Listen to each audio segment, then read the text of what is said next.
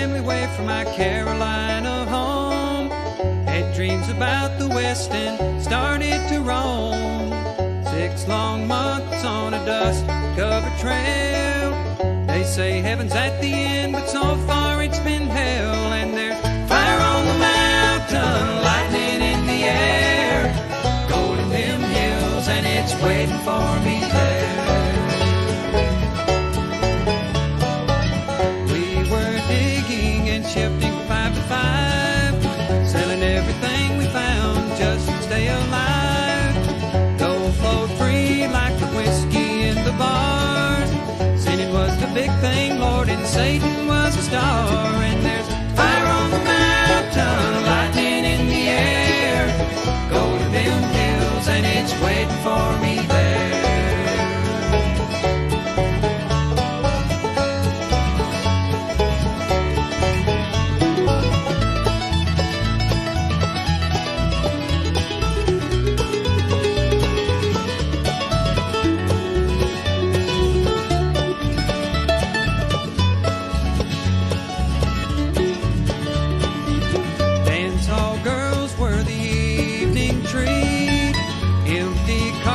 And blood lined the streets. Men were shot down for the sake of having fun, or just to hear the noise of their 44 guns. And there's fire on the mountain, lightning in the air, gold in them hills, and it's waiting for me there. Now my widow, she weeps by my grave. Tears flow free for her man couldn't save. Shot down in cold blood by a gun that carried fame, all for the useless and no good, worthless claim. And there's fire on the mountain, lightning in the air, gold in them hills, and it's waiting for me there. And there's fire on the mountain, lightning in the air, gold in them hills, and it's waiting for me there.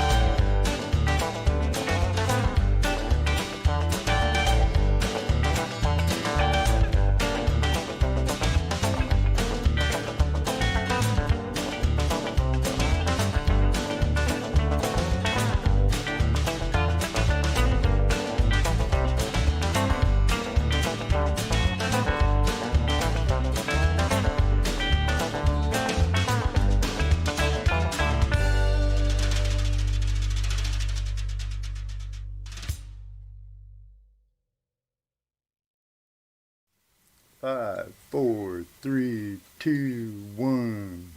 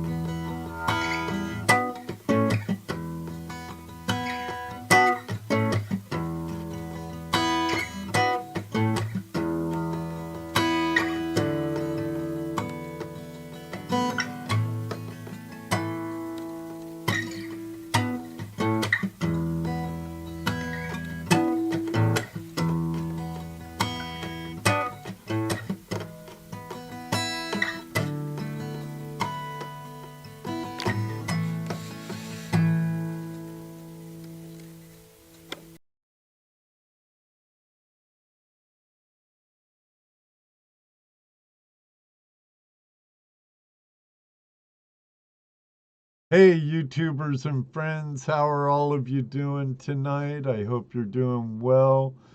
Tonight, we're supposed to be having Jim McIntyre with us. He's the founder of Cottonwood Trails Gold Camp in Greensburg, Indiana. There's some great fossils there, some nice sized garnets, and good gold there. Unfortunately, I've only been there once, but that will change next month. Jim's having a little technical issues on his part. Um, so, um, Other than that, we'll get to the show with ToledoJess and I want to thank Tin Man for becoming a member and uh, chilling and grilling adventures with Dan B for 10 months of membership. Thank you, thank you, thank you. And our friend from down under, Nikki Prospecting, Nikki B, who's been a member forever. Thank you, hun. It's good to see you. Long time no see. But let's get this party started and let's get into the other set where we could BS a little with ToledoJess and see what's happening in his world along with the prospecting and treasure hunting community. We'll be right back. Hello, everybody, and welcome to another episode of Tuesday Night Hangout Live. It's Tuesday night Hangout Live. It's Tuesday night Hangout Live. It's Tuesday night Hangout Live with your hosts and Marvin and ToledoJess. Tuesday Night Hangout Live is a Flash in Your Pan production. Every day on the cricket beat, flashes are playing.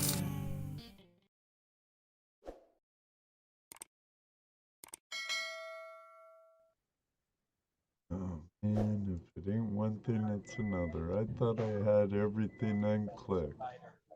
How There you we go. doing, Jesse? Okay, what's going on? Is he back? I Yeah, think I'm so. back. I got booted from the Wi-Fi. Oh, okay. I closed out my my Zoom interface. I didn't want to sit there and stare at a blank screen. Yeah, it's like right as soon as the show came on, it booted me, and then I had to like do hoops to Oh, what get the back heck? on. Of course, now I'm having problems, right? Fair is fair. Your turn. Technology for you. No, it's not the way it works. Oh, it is what it is. I think I found. Ooh, I found it. I found the right button to press.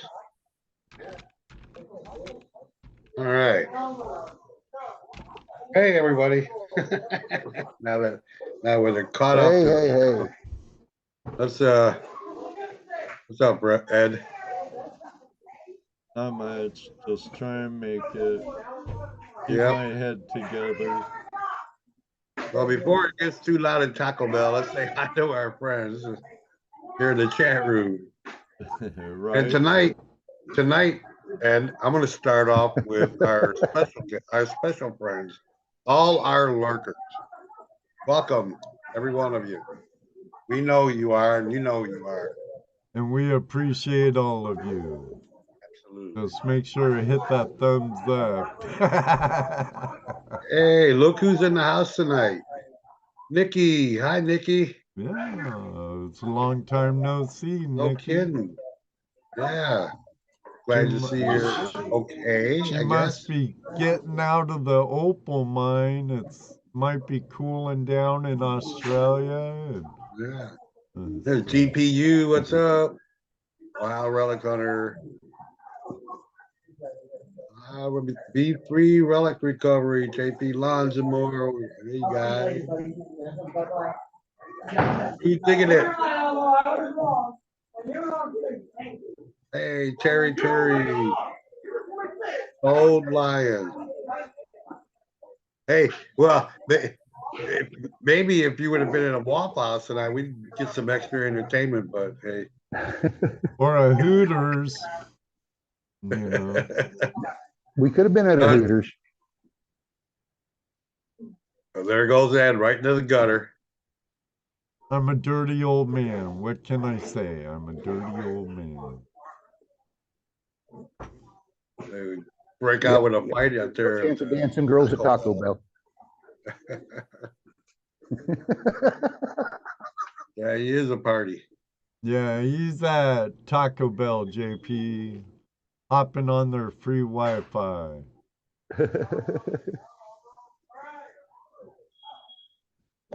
Yeah, Now, no dancing girls, no bagpipes, and no rum. It's going to be a long night. A boring night. I didn't say boring. I just said long. right off the bat, I need to thank Bold Lion for the super chat. Yeah. Greatly appreciate it. Thanks for the super chat. Benzo, what's up, Benzo? A lot of familiar names out there tonight. Benzo bro. Yeah. Can do veteran dancing girls and drum. Arr. Looterate. I don't drink rum, so Hey, I'll what's leave up, that Tin up to Man? you guys. Brad, did I say hi? Or good day? Yeah. Hey, Brad, Tin Man, Benzo, JP, and more. Frank, Looters Andy 8. in there. There's Guido. Oi. Yeah, I asked how Guido's feeling, and I didn't catch his reply. Well, I just saw him say ahoy. Ahoy, matey. Arr. Must be okay if he's into the ahoys. Right. Well, I hope he's doing well. Me too. Yeah. Yeah, I know last week I wasn't feeling too great. I had that, whatever it was, that dreaded virus of some sort. I got over it, and just as I'm starting to feel better, Ruby got it. She was down for a couple days.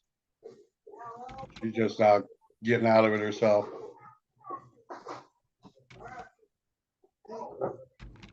He says he's getting better. That's good. Yep.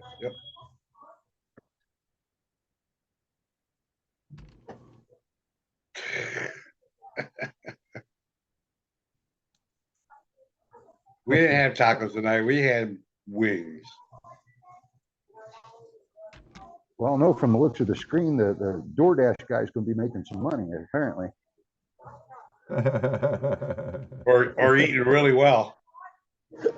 One or the other. DoorDash. I need a burrito. I got the munchies. I need a burrito supreme and super nacho taco or whatever Yeah, they have at Taco Bell I used nowadays. that delivery service one time. I don't think it was them, but it was one of them. First time I ever used it, and they ripped me off my food. And we had to go pay for it again. We had to go pay for it again because we were hungry. So yeah, then might as well just drive. Drive your damn self. Hey, keep digging metal detecting. How you doing?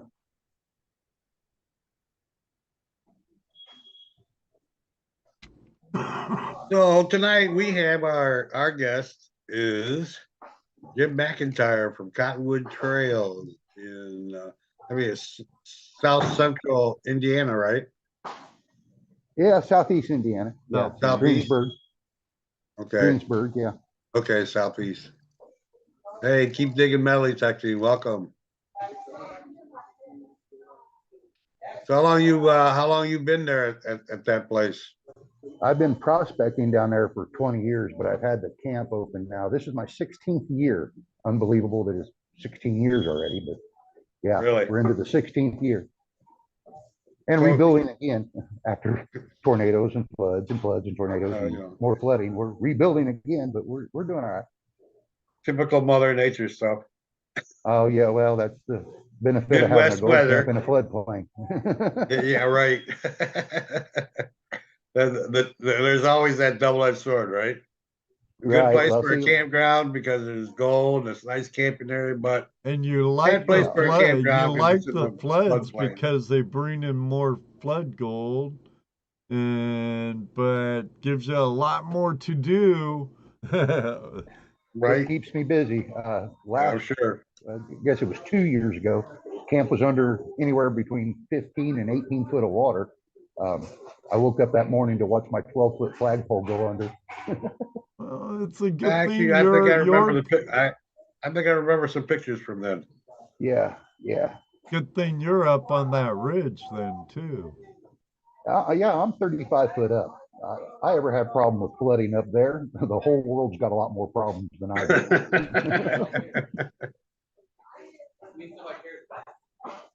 So you say you've been prospecting, what, 20 years? Been prospecting for 20 years. Yeah, I actually started in Gatesville. Give some love to Robin and Doug over there at Gatesville. I actually started there, and the property I'm on now, I hunted and trapped on.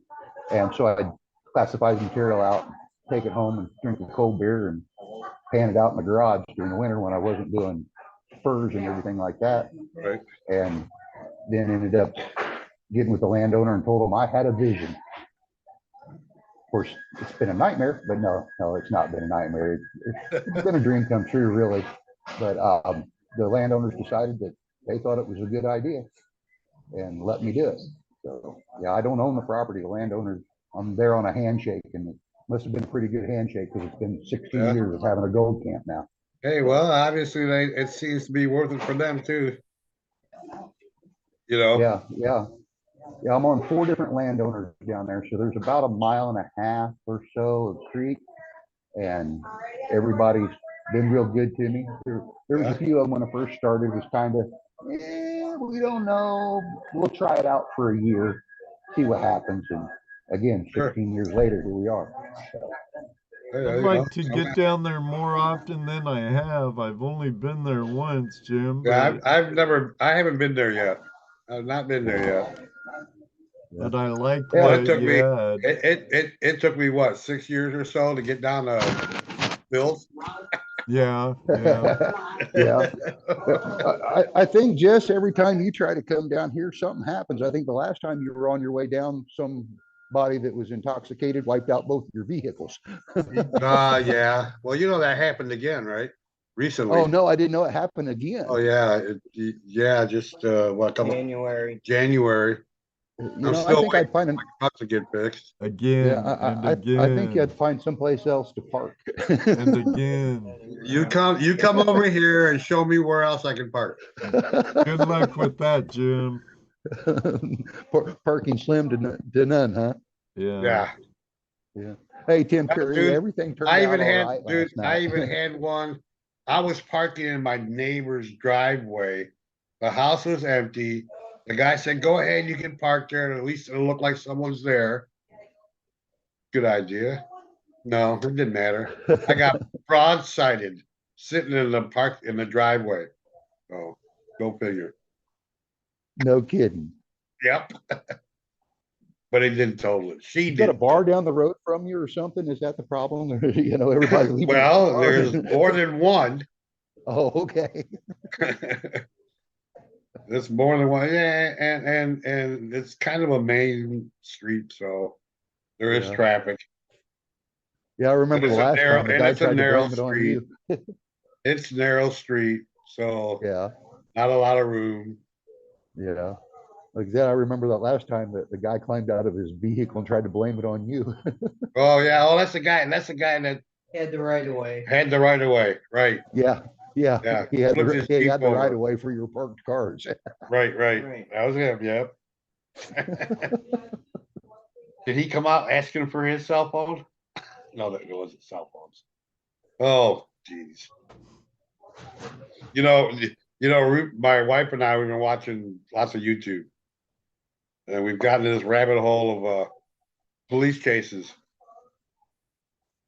It is unbelievable. It is unbelievable how many people come out of their car after being chased, pitted, flipped, twisted, thrown out of the back of their cars. Their first thing is, where's my phone? Get my phone. I want my phone. Give me my phone. I didn't do it. Yeah, yeah, yeah. It's always I didn't do it. Oh yeah, yeah, I didn't do it. It wasn't me. Wasn't me. Somebody else was driving after they cut him out of the car. Yeah. So weren't you a cop for a while? Pardon? Don't I remember you being an officer at one time? No, that was my brother. Oh, your That was brother. my brother. Was yeah, that was my brother was a police officer. I was a firefighter years ago, but that was long okay. before I ever met you guys. Yeah, that Right. was long before I even got into gold prospecting. But yeah, my brother was the police officer. So what got you into gold prospecting? The outdoor channel and watching shows, the old shows like American Prospector and the old Buzzard, you know, Gold shows Fever. and things Fever like that. with Gold the Fever, right? buzzard, yeah. Right. You know, I was like, wait, the old shows, you know, before Gold Rush and all Right. the others, you know, Right. back when the outdoor channel was blacked out half of the night because they didn't have a program to show, and Right. the other times it was one gold show after another, you know. So I just started panning and like I said, Yeah, you didn't know, have that's anything funny. better to That's do the when same I was thing here. checking my traps. Yeah, Yeah. that was the same thing here. You know, I started watching those. Yeah. And okay, And then- Nikki, Nikki from Australia, what's your biggest nugget you've ever found? I'm thinking My she's biggest asking you. nugget, my biggest nugget was 1.3, I want to say 1.4, right in that area, if I can remember right. There's been so many that everybody else has found down there that I kind of all blends in. I know one of them down there, we call it the Angel Nugget. My friend Craig pulled out. It was 1.7 gram. And then just last year, Ben Shears pulled out one that was a half a gram, you know. Yeah. So but I'm thinking it was right around 1.3, 1.4. That's been a long time ago. I had some nice colors when I was down there, but we found an arrowhead, a nice Adena point. Yeah. Yeah, they've been pulling some nice ones out here lately. I finally broke my 20-year curse at Gatesville and found one when I was down there collecting geodes at the Southern Chapter's last meeting. It's been 20 years, everybody else finding arrowheads around me, and literally right in front of me that I'd walked past. So I finally found one. And it's kind of funny the way I found it. I picked up a geode and I dropped it. Picked it up, dropped it again. picked it up and dropped it again. The third time I picked it up and dropped it again, and it kept rolling and it kept rolling and it was rolling toward that arrowhead. So when I picked it up the fourth time, I said, "There it is." My wife looks at me and says, "Well, sure it is. You dropped it 4 times. You should have known it was there." I said, "Not the geode, you dummy, the arrowhead." It was like that geode was just moving me closer to the arrowhead. Every time I pick it up and drop it, it would roll closer. It's like, no, you want this too. Right. Well, and what was funny is I just stood there like 5 minutes before that and talked to this couple, and it was like literally right between their feet, and they had turned and walked away. I turned and went and picked up this geode and dropped it. Well, maybe you should take that. Maybe you should take that geode with you next time you go arrowhead out and just drop it, see which way it rolls. Just drop it and see which way it rolls, right? Like Right, Keep Digging right, said, lucky geode. Yeah. The lucky geode, right? Right, yeah, lucky geode. Well, the wife ended up keeping it. She liked it. She kind of liked the way it was shaped and everything. So maybe I'll It swipe look like it an off. arrowhead? No, the geode she kept. Oh, the geode. Yeah, she liked the way it was shaped and everything, so she kept it. Maybe I can swipe it out of her flower garden. She won't notice it and carry it in my pocket or something. But Yeah, I agree with that. I have to hang on to that geode, keep it in my pocket. Right. Lucky geode. yeah, because after it literally. took me Especially if you 20 dropped it and years. you found a nugget sitting next to it.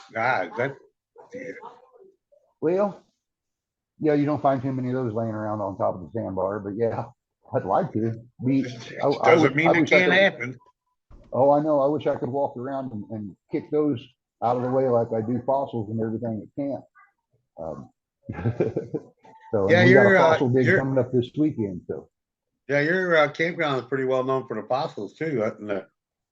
yeah, and starting last year, I actually had a college out of New York, Ball State, IU, couple other colleges, professors come down and bring in their grad students.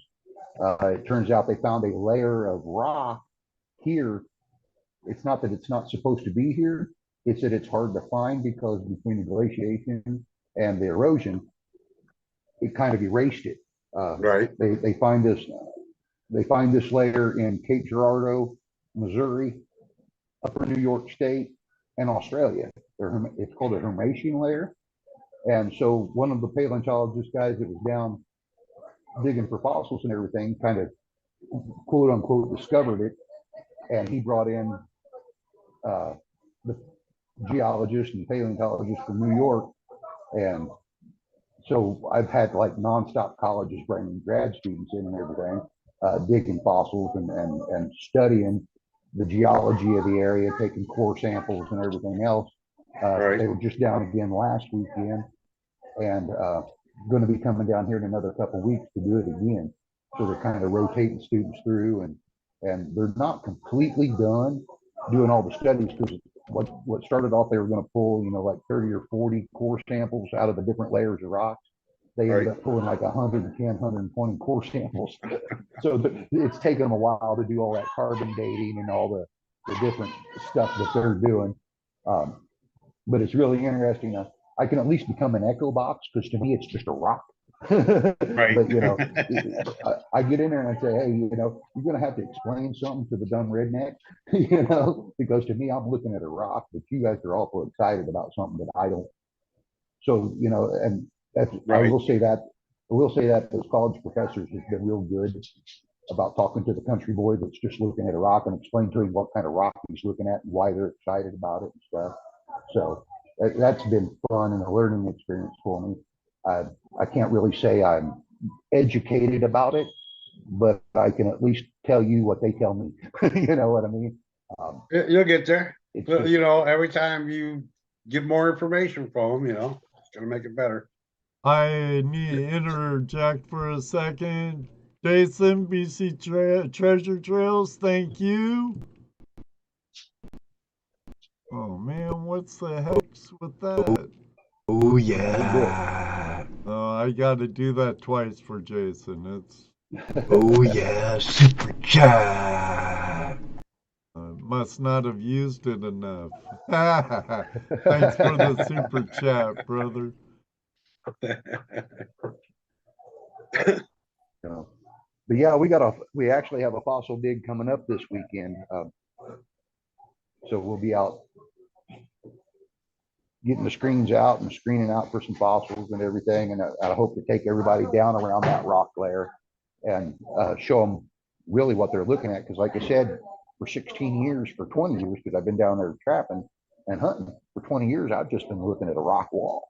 And that's what I told them, you know, this is a rock wall. This is where people come and take their senior pictures in front of and everything, or take, you know, their nature pictures and stuff of the waterfalls and everything coming down it when we got a lot of rain and stuff. It was a rock, but now then it's more than a rock now, you know. Right. So, So your camp is a painted dig area, right? right. It's $25 a day to come in, and I really hated it. I had to raise the prices this year.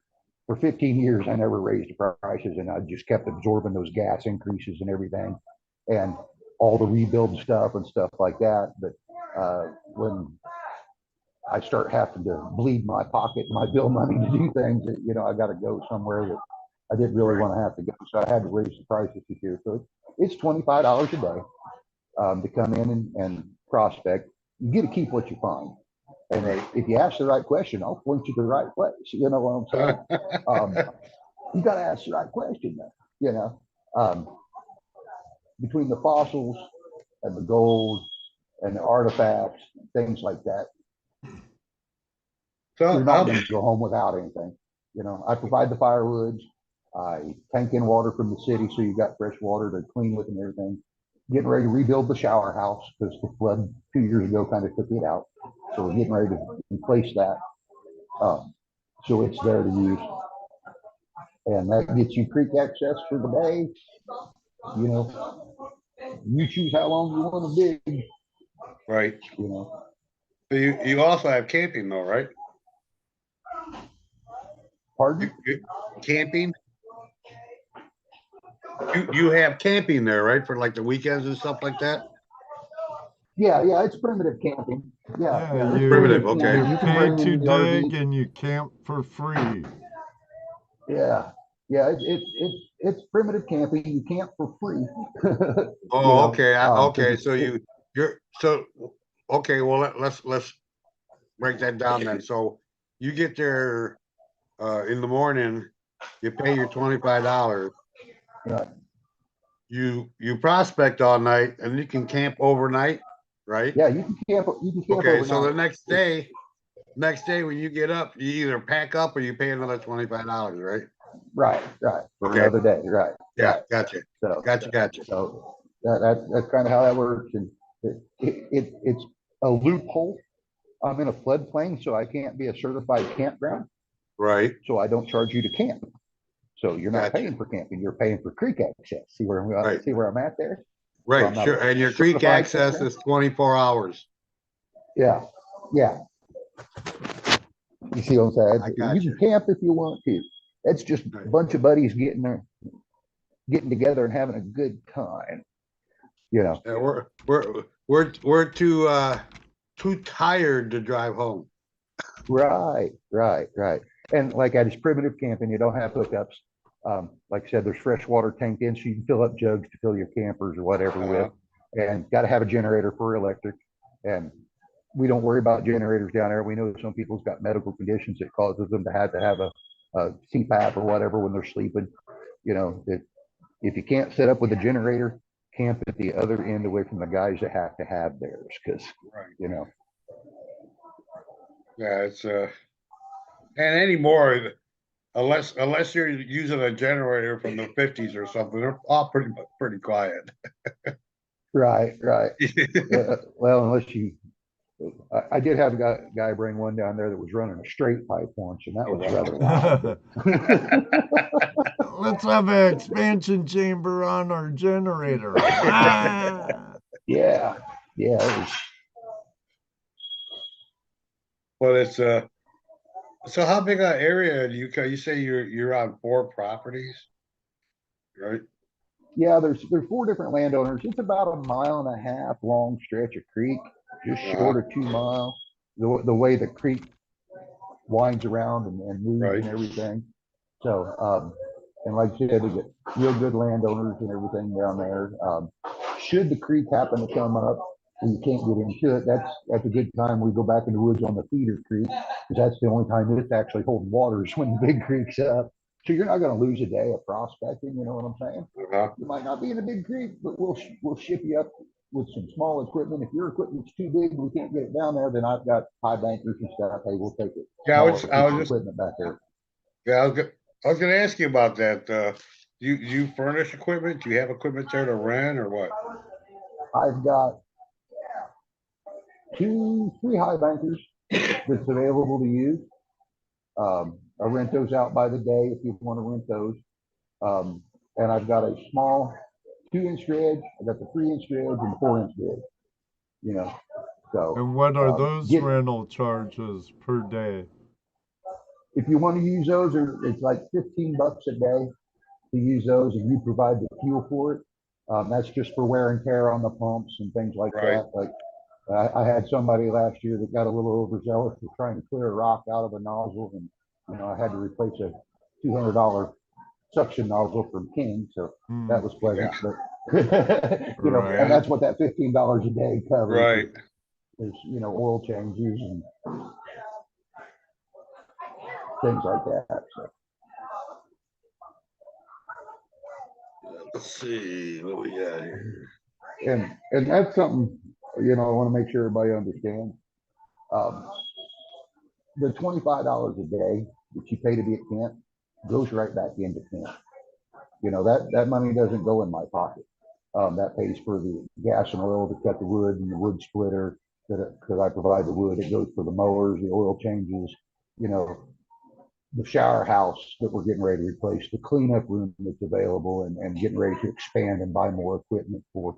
I'm not trying to make money at this. I'm just trying to help make sure it pays for itself so I don't have to reach into my back pocket where I can't pay my bills. You know what I mean? Right. Every Oh, dime yeah. that comes into camp goes right back into it. Purchasing, you wouldn't believe in 16 years I wore out 4 riding lawnmowers, 3 weed eaters. I can't count the number of chainsaws I wore out and clean that place up. Yeah, no Well, doubt. I believe it. It takes upkeep, especially in a floodplain. Yeah, It's inevitable you're gonna have flood events.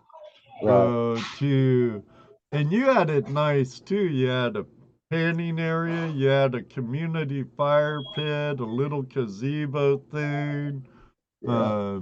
You had porta potties around and nice campsites.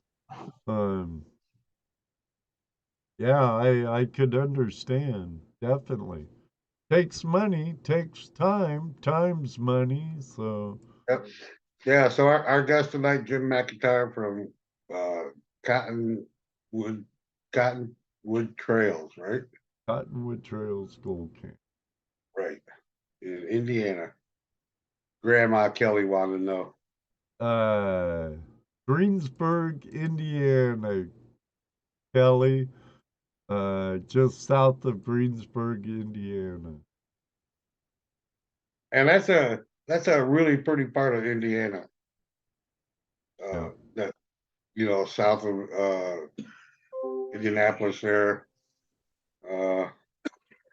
So yeah, I think we just lost him again. Yeah, while he's robbing Wi-Fi from Taco Bell, so because he has They must have blew out the Wi-Fi there at Taco Bell. they have like no network signal at his house, which he lives right there at Cottonwood Trails up on the ridge. So Yeah, like I said, that's a pretty part of Indiana. A lot of it's it's like Southern Ohio. It's hilly and got lots of creeks and stuff, woods, and everything running through it. So I'm back. Miss me? Okay, there you Yeah, are. yeah. Apparently, this Wi-Fi is going to boot me off about every 30 minutes. That's going to be annoying. Well, Yeah. that happens, you know. It's like That Let's happens. have you on a using somebody timer. else's Wi-Fi. Yeah, so anyways, I was talking about how pretty that part of the Indiana is. The Yeah. scenery. If you like cornfields, it's pretty nice. Well, it's better than the northern part of Indiana. That's Well, flat. That's flat. Yeah, that's flat. At least I'll tell down you, where you're at, you got, the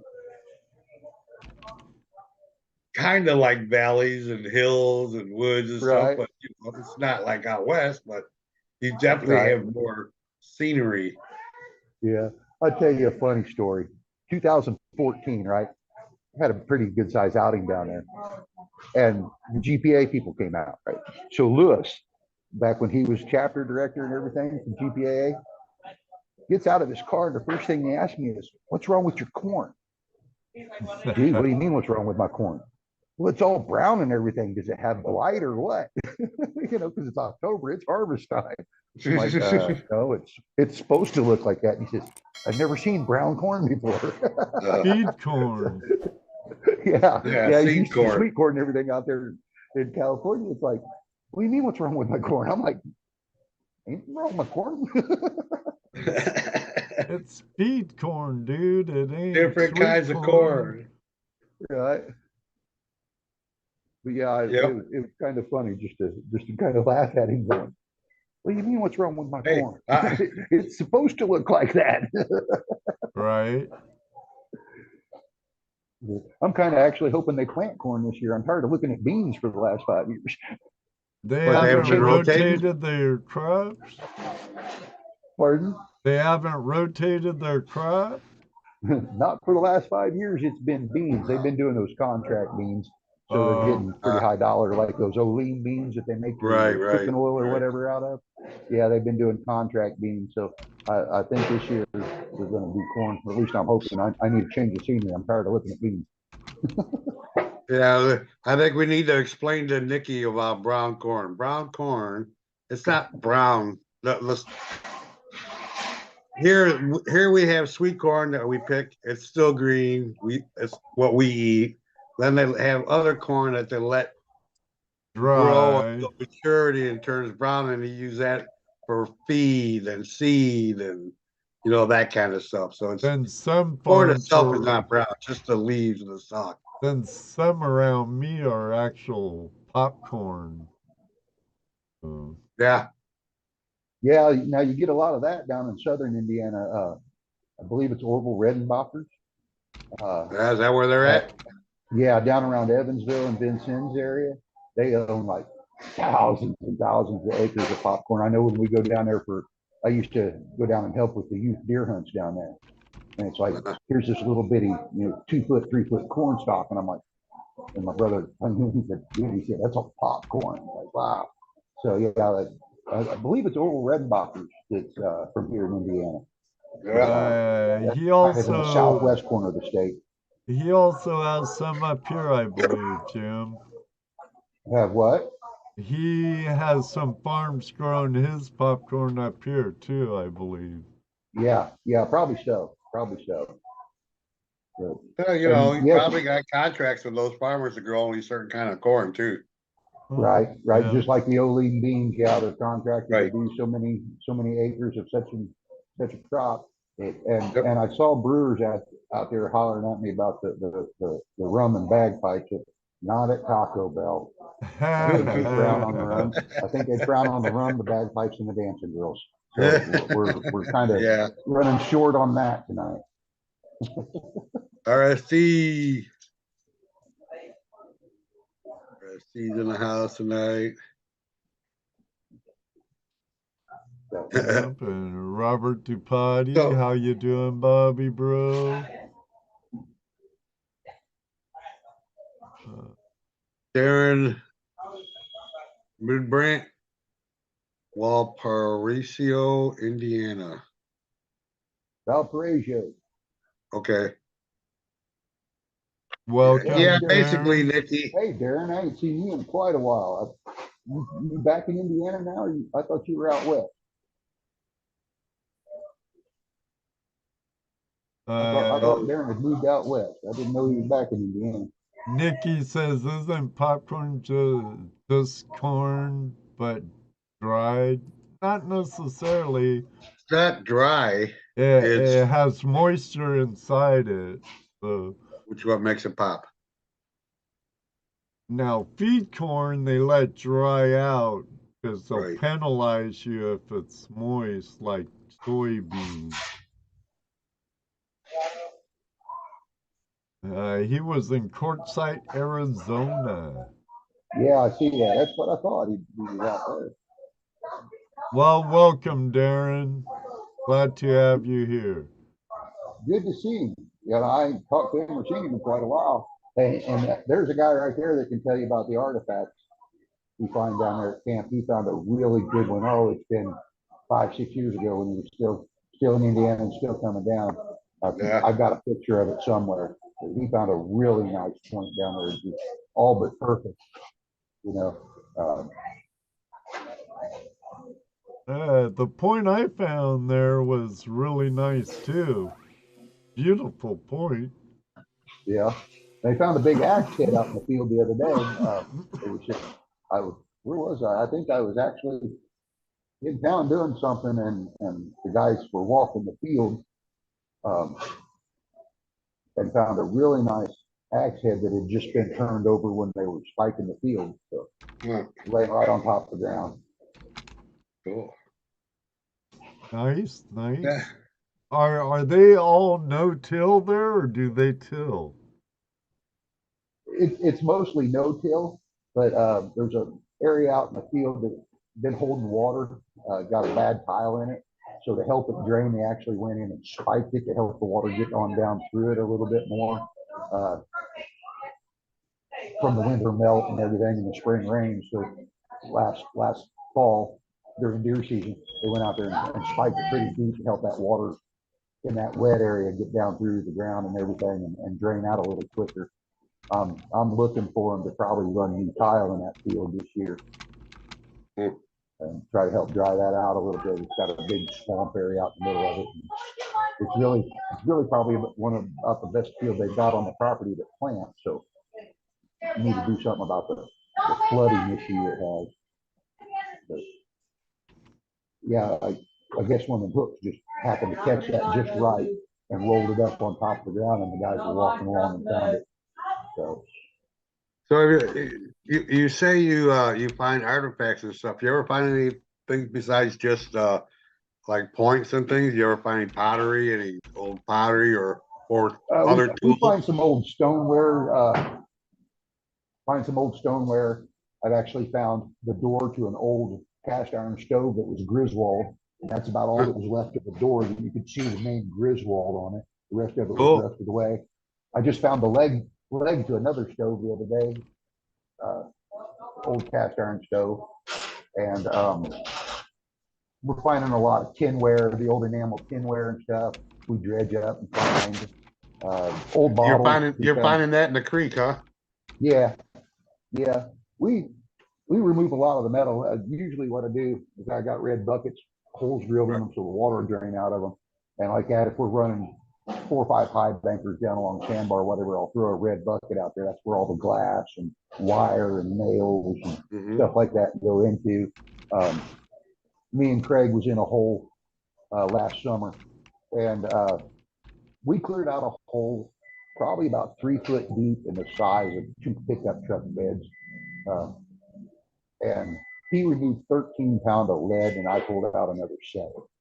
You know, out of just one hole, the area is the size of 2 pickup truck beds and about 3 foot deep. You know, so all that stuff comes out, you know, and we make sure it's taken care of the right way. Right. You know. So. What about any bottle dumps on the property that you've been able to find? Old homesteads? Really? From the old homesteads? No, there's no homesteads on that property. That's down the road on another piece of property. But there's some old bottle dumps down there. When I first got access to this property, I was working for U.S. Soil and Water Division here in Decatur County, and we did a creek cleanup project. And the area that I'm on started out, it was just an old piece of property down an old gravel road. And when scrap prices weren't worth anything, that's where everybody kicked out their old refrigerators and stoves and car axles and things like that. We spent 3 days in there as a volunteer, brought in volunteers to work with soil and water conservation, and pulled out 22 ton of steel in Wow. about 3 days time. You know, what started off as a 1 day project turned into 3 because there's, you know, people just drive down the road, back up to the edge and shove it off because scrap prices were pennies on the dollar and they weren't going to waste Right. their time taking Right. the scrap yard. So that was just, you know, car axles and rims and everything else. So metal detecting down there is a treat, you know, because there's still all that stuff down under the ground that we didn't get dug out. Basically, we don't know what's there. But yeah, 22 ton of steel in 3 days pulled out there. Yeah, I find some old bottles, but that's usually because somebody's dumped their household trash down through there. I found an old Muscarole bottle, basically right along the edge of the road. The road grader actually flipped it up out of the ditch. And Muscarole was pre-Vicks during World War II, Okay. you know, so it got used worldwide, and that's how it got worldwide distribution, was through World War II, and everything was actually made in, I believe it was Northern Ohio, if I remember correctly. And it was pre-Vicks, so it's a white bottle instead of the blue Vicks bottle. Unfortunately, this one didn't have the lid impact on it because it's an old quarter turn type lid. But doing research and looking around and everything, you know, it had Muscarole on the bottom of the bottle, and I looked it up, and you know, so I thought that was pretty neat. So that, you know, it puts it actually, I think it was 1920 and up through World War II is when it was used, and then Vicks Vapor Rub bought them out, and the bottle flip-flopped. It went from a white bottle with a blue lid to a blue bottle with a white lid. So when, Oh, you know what? I know what bottle you're talking about. It's a milk glass bottle, right? yeah, a little bit of milk glass bottle, exactly. Yep. Muscarole. And I do believe it was actually invented and made in Northern Ohio, if I'm not mistaken. Yeah. It's been a long time since I've done that research. Right. You know, but I still have the bottle. It was just something that was neat to kind of chase down and have fun with, especially being that time period, you know, long before I was ever born. And here's this, the jar was perfect, other than the fact that it was missing the lid. So, but you find things like that down there. I've dredged up different bottles, poison bottles and medicine bottles and ink wells and things like that. It's kind of fun, and you're looking at it, you know, it's 2.5, 3 foot down in a sandbar, and you're like, how in the world did you survive tumbling down this creek and not be chipped or broke, and, you know, things like that. It actually had one bottle that I sucked up my 3-inch dredge, and it clogged my nozzle. It took me forever to figure out what it was, you know. It's like, you don't see the rock that's in there because it's a piece of glass and you're looking right through it. It took me forever.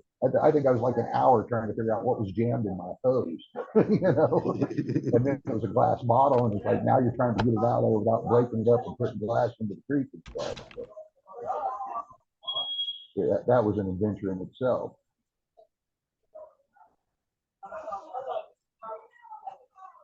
GPU, you going to get some more gold? He's talking to me. Well, you tagged me. Well, he tagged me too, but he said there's Jesse Mendez.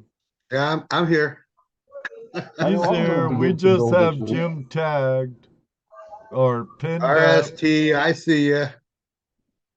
Yeah, I know I'm getting ready to get some gold this week. I've got the 4 inches ready to go on the water, and the gold stacker is already back in the Little Creek. So the working area I'm looking at back on the Little Creek, and I posted, I think I posted a short or a reel on that one in an area I'm going to work. So we're supposed to be up in the upper 70s and almost 80 degrees by Friday. So I'm definitely gonna be in the water after the night. Man, it's been nice. Last couple days have been really nice here. Supposed to It was be nice nice here. all I had week. some, Yeah. I had some work I had to get done, so I wasn't able to get in the water, but getting the Yeah, there's equipment always ready to that, go. isn't there? I had a pump that was giving me fits, and after I got into it, it was just a rock in the impeller. So once I took everything off and got a pipe wrench on it, and rotated it backwards a little bit, and a little bitty rock hit me in the fit. But once I got it clear, then 2 pulls and it fired right up and out, and it's like There you first go. pull every time. I love that pump. Hey, David Villa. I see David Villa finally showed up. He's been here for a minute. I know you're busy doing your thing, Jess, but David's been here for a little while.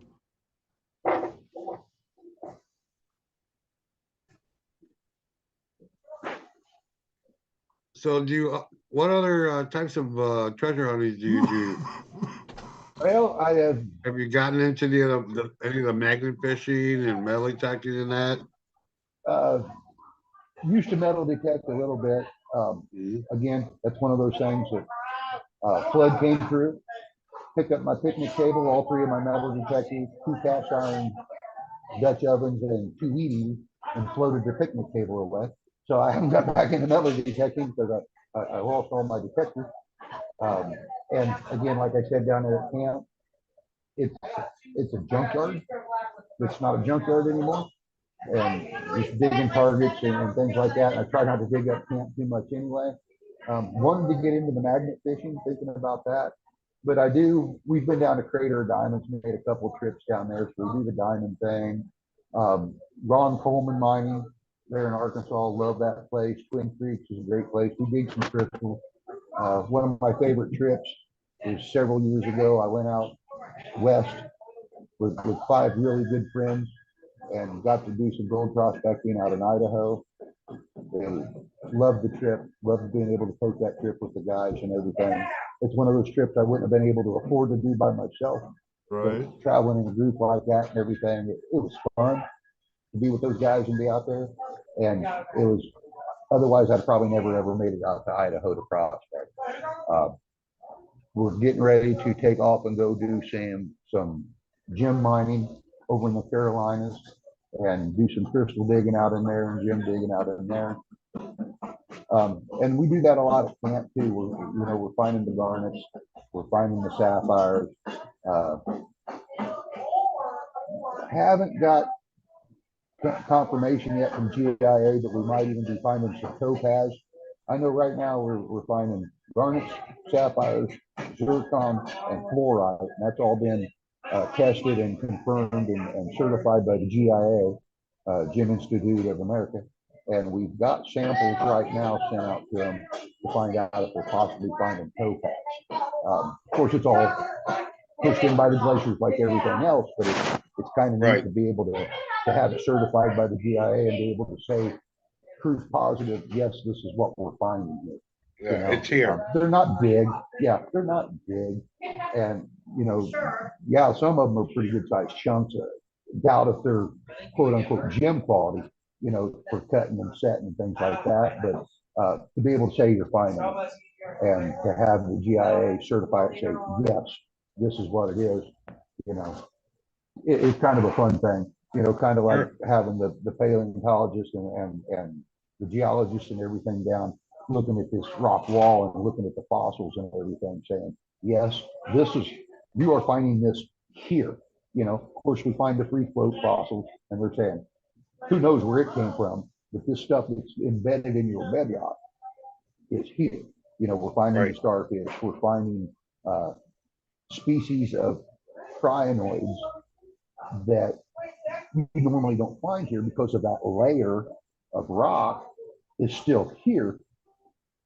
So you're finding crinoids here that you're not finding anywhere else in the state because that layer of rock has been basically erased by the glaciers and the erosion.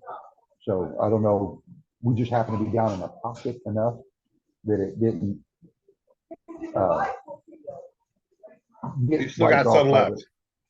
Yeah, there's still some of it left. So, Right. you know, it's always fun. Okay, I see we got some more people. What's up, Deej? And our buddy Yeah, Thomas Oaks. I see Pennyweight's here. Yep. Deed. Great, great. Now we just need to get them all to come visit, Yeah. come down and find some gold. So you said you had some local geologists from the local university, right? Coming down. How about anybody else? Anybody else been over? Yeah, I mean, Dan, like any other paleo.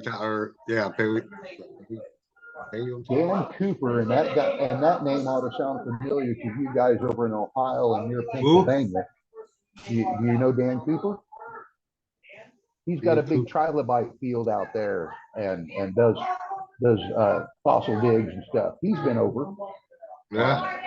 He's one of them that's come over and looking for and that's why he came, just because he heard about that rock layer that he doesn't have over in Ohio. But if you Google Dan Cooper trilobites, he's over there in Ohio and close to the Pennsylvania line, I'm pretty sure. But he's come over, and the way I understood it, and I'm going to say this, but don't like say I swore to it. I believe he has the largest self-collected, privately owned fossil collection in the world. Is the way I understood it when they introduced me to him. He has the largest personally dug, self-collected, privately owned fossil collection in the world. Again, I'll say that's the way I understood the story. Don't quote you on it, just That's the way you understood I heard. it. I'm not betting the paycheck on it, but that's the way I understood the story when I was introduced. Right. To him. Really nice fella. How you doing, Thomas? Good to see you, buddy. Ohio rudder cutter. The other side of my town has live trilobites in almost every house. Oh, Bill Marsh. You think maybe he's talking about troglodytes? Probably troglodytes. And I know that's something you talk about. What else I prospect and what else I do. Looking forward to hopefully making it up to Michigan one of these days and working some of that beach gold. You know, met some really nice people up in. Yeah, I'd like to get up there myself. Yeah, met some really good people from Michigan. Came down to camp and everything, and I thought, you know, it's kind of an open invitation for me to get up there. Right. The biggest thing is I can't break away sometimes because I'm always at camp during the summer. And you're busy. Yeah, I'm busy. So like that, by the time I can break away, it's wintertime, and Michigan's under snow and ice by the time I can break away. So, you know, one of these days I'm going to have to say, I'm going and y'all have fun at camp. You know, talk to my brother because I'm on the road. Because I've got so many opportunities, so many people have invited me to come places and everything that I really want to start getting out and doing that a little bit more.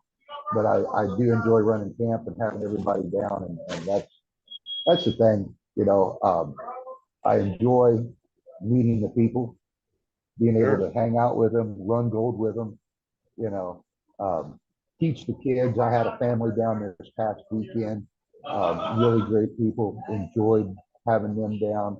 Their kids were wonderful, you know, inquisitive, you know, bringing me different rocks and different fossils to help them out with. I give them a few things that I had, you know, because they really didn't know what they were looking for. So, you know, hey, here's some samples.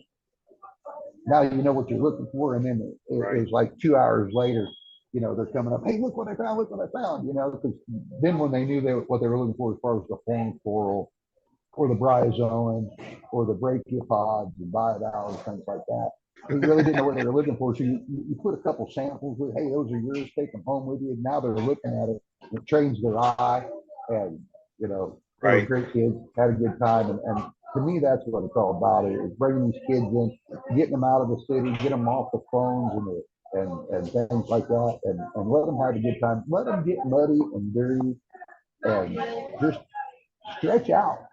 I think every kid needs to get muddy and dirty. Oh, hell yeah. Yeah. Every Yeah. kid needs to get muddy and dirty. Go play in the dirt, kid. Right. And that's kind of like having this fossil dig this weekend. I'm hoping, that I have if I have 30 kids out there in a sandbar, looking for fossils, great, wonderful fun. On top of it, I'll slap a high banker out there and let some of the adults look for gold so the kids can just run through their washed rock, Right. fire up the suction nozzle, so there's a constant flow of washed rock just for the kids to go through to find the fossils. Heck I've yeah. got 3 or 4 different sandbars that are producing real well. As far as the fossils go, like I said, usually I'm walking around kicking them out of my way. Saying, hey, here's one, so I really enjoy that part of it. There's a question in the chat room from Pot of Gold or Full of Gold. How to become a member on your website? I was going to ask you, is do you have memberships or is this just strictly pay as you go? We have a membership. A couple people have taken advantage of that. Some people might think it's pricey. Some people might not. Basically, it's $600 a year. Okay, so that'll cover 24 visits. So if you're like some of these guys that live close and are in here every other weekend, or Right. come down to stay 2 or 3 weeks at a time, it really to your advantage to get the membership. And what that'll allow you to do is you don't pay to come down. You pay your $600 in membership. You can stay up to 14 days with a 17-day or 7-day break in between, and come back for another 14 days if you want to. But there has to be a 7-day break in between your stay. Gotcha. If you come down to an event, the event's covered. Instead of paying to come down to the event, you're already covered. Just call and tell me, hey, reserve me a spot for this event because I'm going to come down and do it. So really, I guess it depends on how often you're going to come down. Right. If you're going to be like some of these guys and here a lot, then yeah. I mean, like for me, the reality is I'll be lucky to make it twice if I make it once. Yeah. Right. Same here. Well, and that allows you to bring a guest too. You're allowed to bring one guest or your family. That's a family deal. It's kind of like the $25 a day. That's for you and your wife and your kids. To come down and enjoy that part of it. So, me and these earphones don't get along very well. But yeah, we do offer a membership, and there's been a couple of guys take advantage of it. But it's not for everybody. Right. Just like being a member of some of these other organizations that it's only $100 a month for out west, but how many times am I going to get out there? Right. And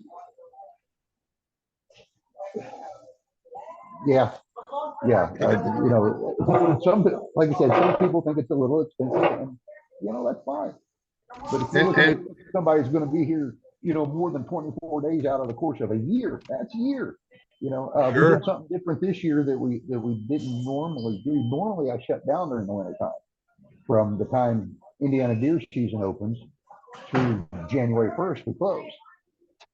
Well, the weather was really different out here this year. We had a lot of warm days, 40 and 50-degree days during the wintertime. And, these guys are knocking on the door and calling me on the phone and texting me saying, man, when can I come out? When I come out?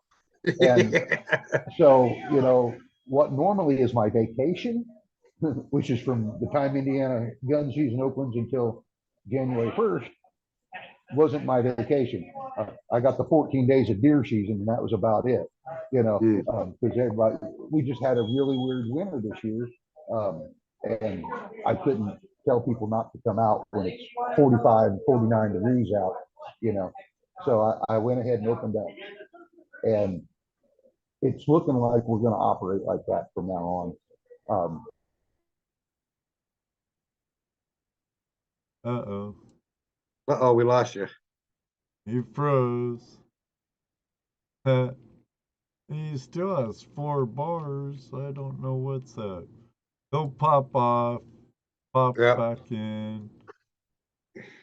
When he pops off, he'll stop being pinned, and you'll pop up pinned.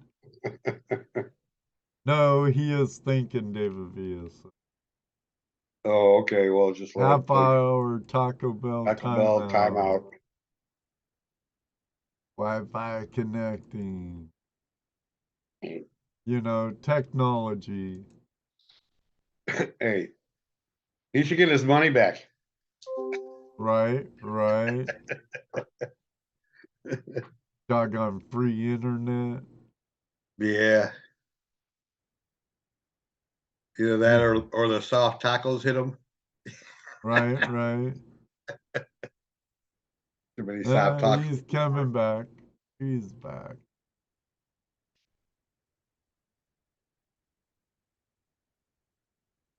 All right.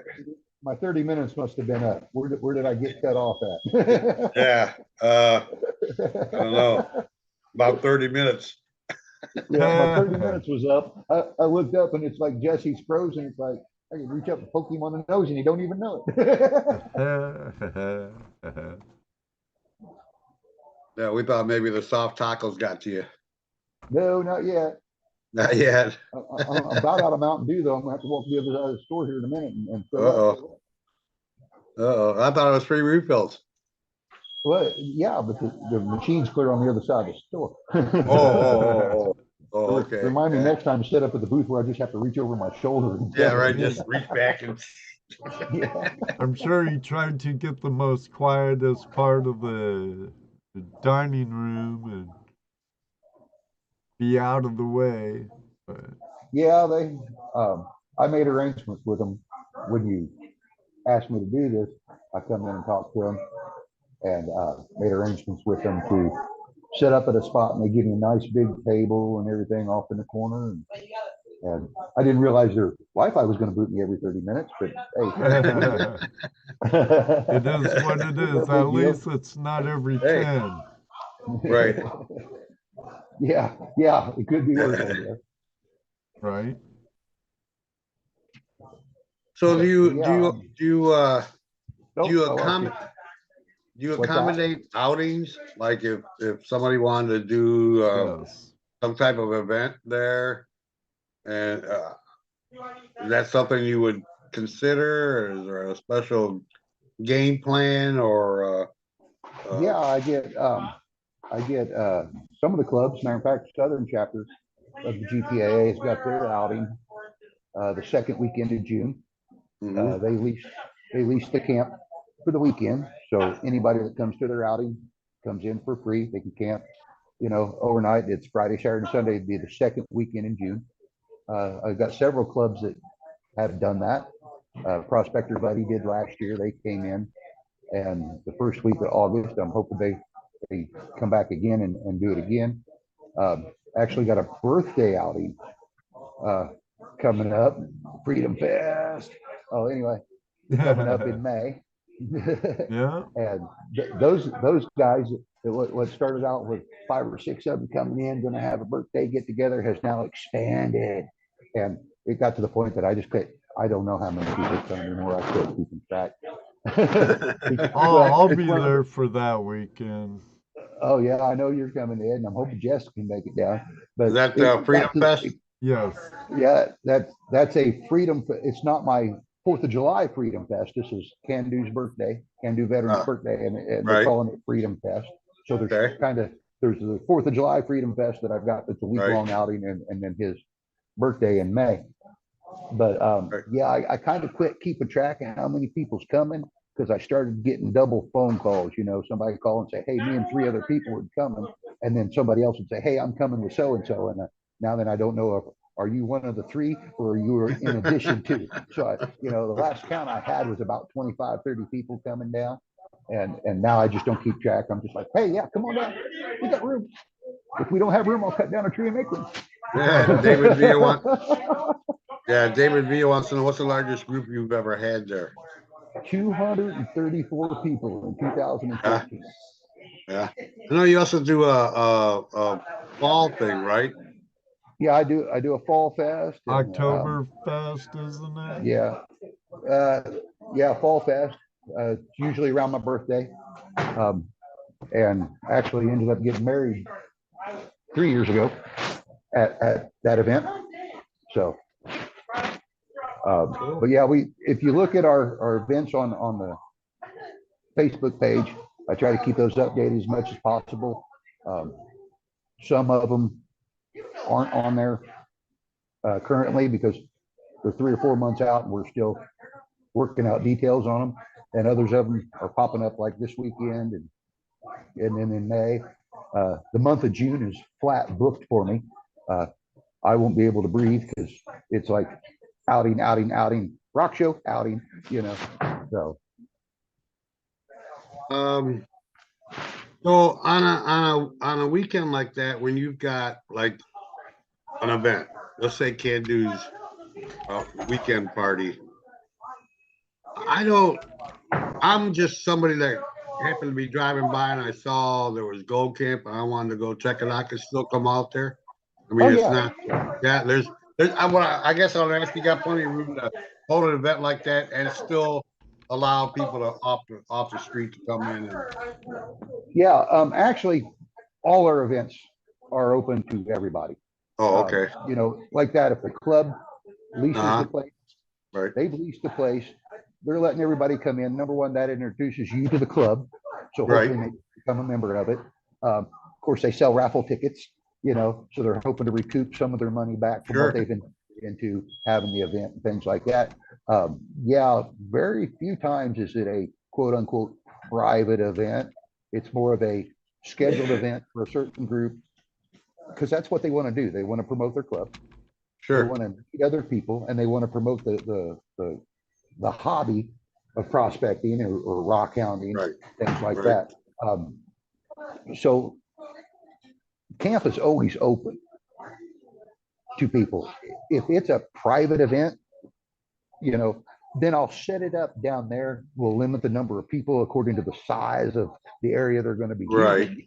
And then everybody's still welcome at camp because there's actually 3 different areas we camp in. Up on the north end, the old roadbed, where I parked the great big RVs and buses. I think you guys remember a guy named Bubbles? They had the great big tour bus type RV. Yeah, that's where we park him at so we don't sink in. And then we've got a tent camping area. I got room for about 27 campers. Of those 27 camp spots, I think 14 of them are for campers larger than 20 feet, and everything else is for campers smaller than 20 foot. And we're opening up more areas now. Matter of fact, we'll have the tractor in there Thursday clearing out some more area that, since they logged it 2 years ago, has afforded us more opportunity to open up more camp areas because they moved some of the trees out of the way. And so we have plenty of camping. I'll figure out how to get you in there. Like 2014, there was 234 people there. 65 rooms at the hotel was booked. Well, that's not that big a deal because you're not a campground anyway, so it's no biggie. Right. And like I said, if there's a tree in the way and we can't fit you in there, I'll find a way to move that tree. Remember I provide the firewood. So hey, the tree's in the way, we'll just burn it next year. Yeah, there you go. That's next year's firewood. Don't worry about it. Yeah, that's next year's firewood. We'll find a way to get you in here. Right. And that's the thing about camp too. Everybody says, how hard is it to get to the creek? Everything lies right next to the creek, and it's easy to moderate access. I wouldn't call it anything difficult or extremely hard to get into. There's different pull-offs to launch dredges and everything at. There's some good walk paths and everything. You literally lay between the gravel road and the creek. And I think the widest section is maybe 60 yards. So when I say you're on the creek, the sound of the water will put you to sleep at night. You're on the creek. So. Yeah, from what I remember, the access was pretty easy. Yeah, the pictures I've seen of it look like it's fairly easy access, Right. And even like that, I'm getting ready to purchase some equipment for people that aren't as mobile to be able to get down to the creek. That I'm actually going to get some mini high bankers and run a recirculating system where we'll actually bring the material to them. I was Yeah. gonna ask you about that. You still Yeah. have your gold cube cleanup section, don't you? The cleanup room, that was the first thing I rebuilt after the flood. And actually didn't need to rebuild it. It's kind of funny. That was the one section. The water was all the way up to about 2 foot short of being over top of the entire shelter house. But all the equipment had been taken out and was up top, luckily. So didn't lose any equipment. And that was one of the first things I did after everything subsided, was get all the equipment put back in that room. We're actually getting ready to expand it to another 20-foot section because I'm going to take the gym recovery area and put it all in its own section. That way I got more room for more cleanup equipment. Right now, the gym recovery area and the gold cleanup trough with the gold cube and some of the other cleanup equipment, it's getting kind of tight in there, and it's a little hard. Everybody bumping into each other and everything. So we're going to take the gym recovery area, expand it at the whole building out 20-foot long, 10-foot wide. And so we'll have a gym recovery area and then the gold recovery area separate. Cool. So that, as a matter of fact, that's getting ready to go in another 2 weeks. So. Let's see, you got any questions?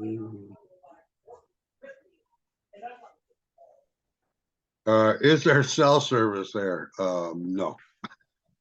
Is what? It's Cell service. Yes and no. It depends on which bird flies over when, and we've had that problem, we've tried to do this before and a bird flew over and, just lost signal completely. Yeah, it depends on whether you're Verizon or any of the others, whether you get cell service. Right. I had a guy down there this weekend.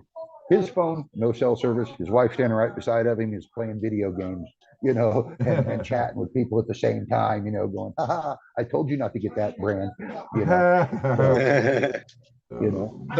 What cell phone provider works best?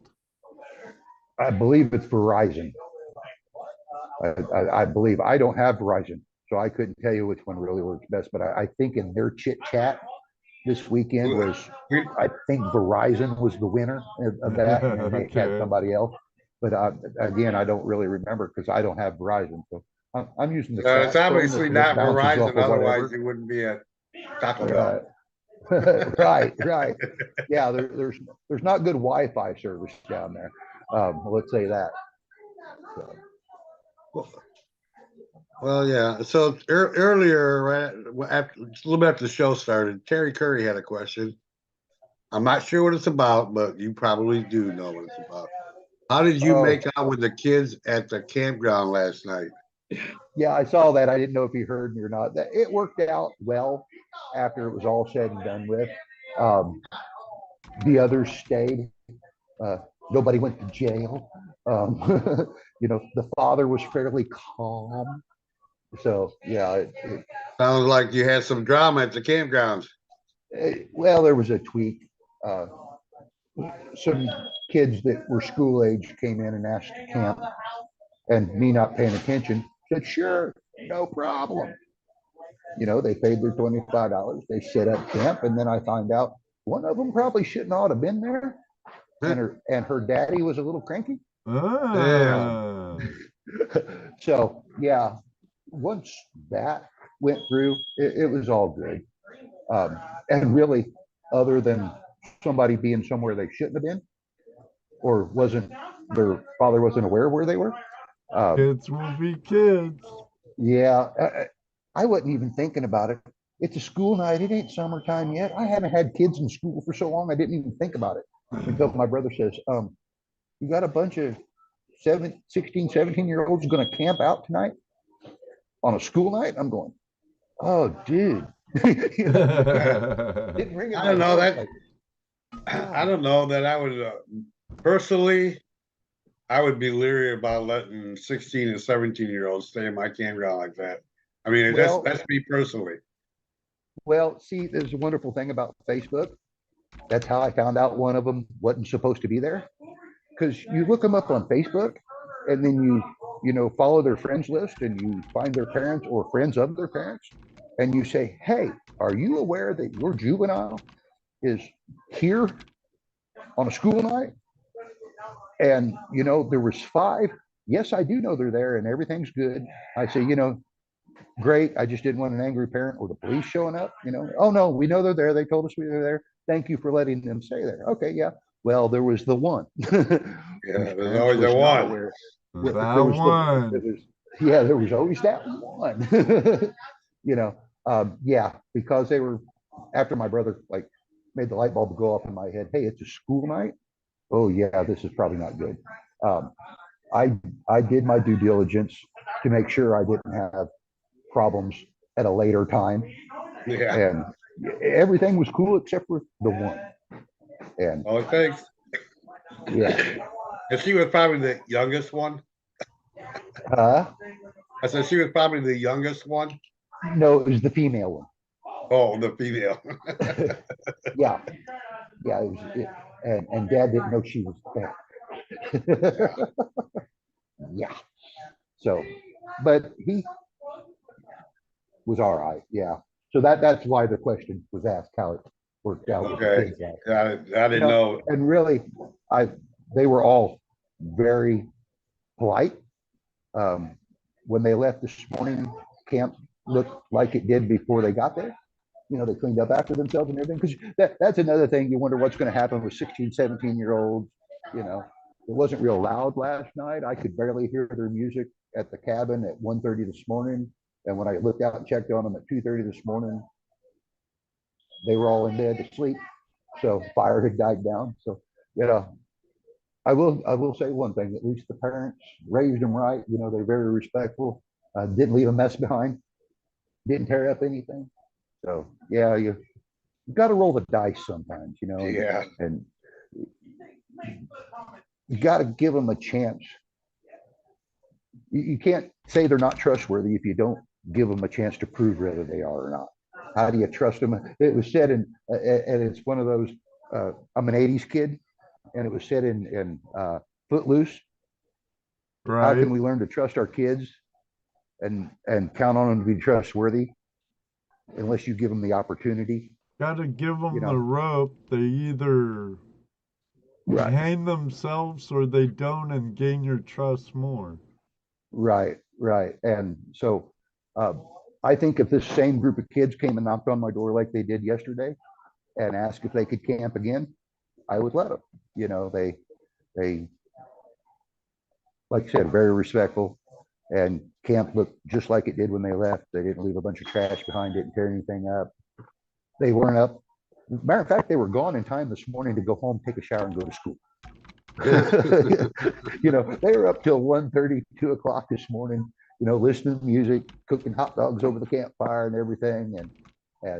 But when I got up this morning, about 7 o'clock this morning, they were already gone, and I checked on them about 2:30, yes, I kept an eye on them. They were minors, and I did keep an eye on them just for their own protection and mine.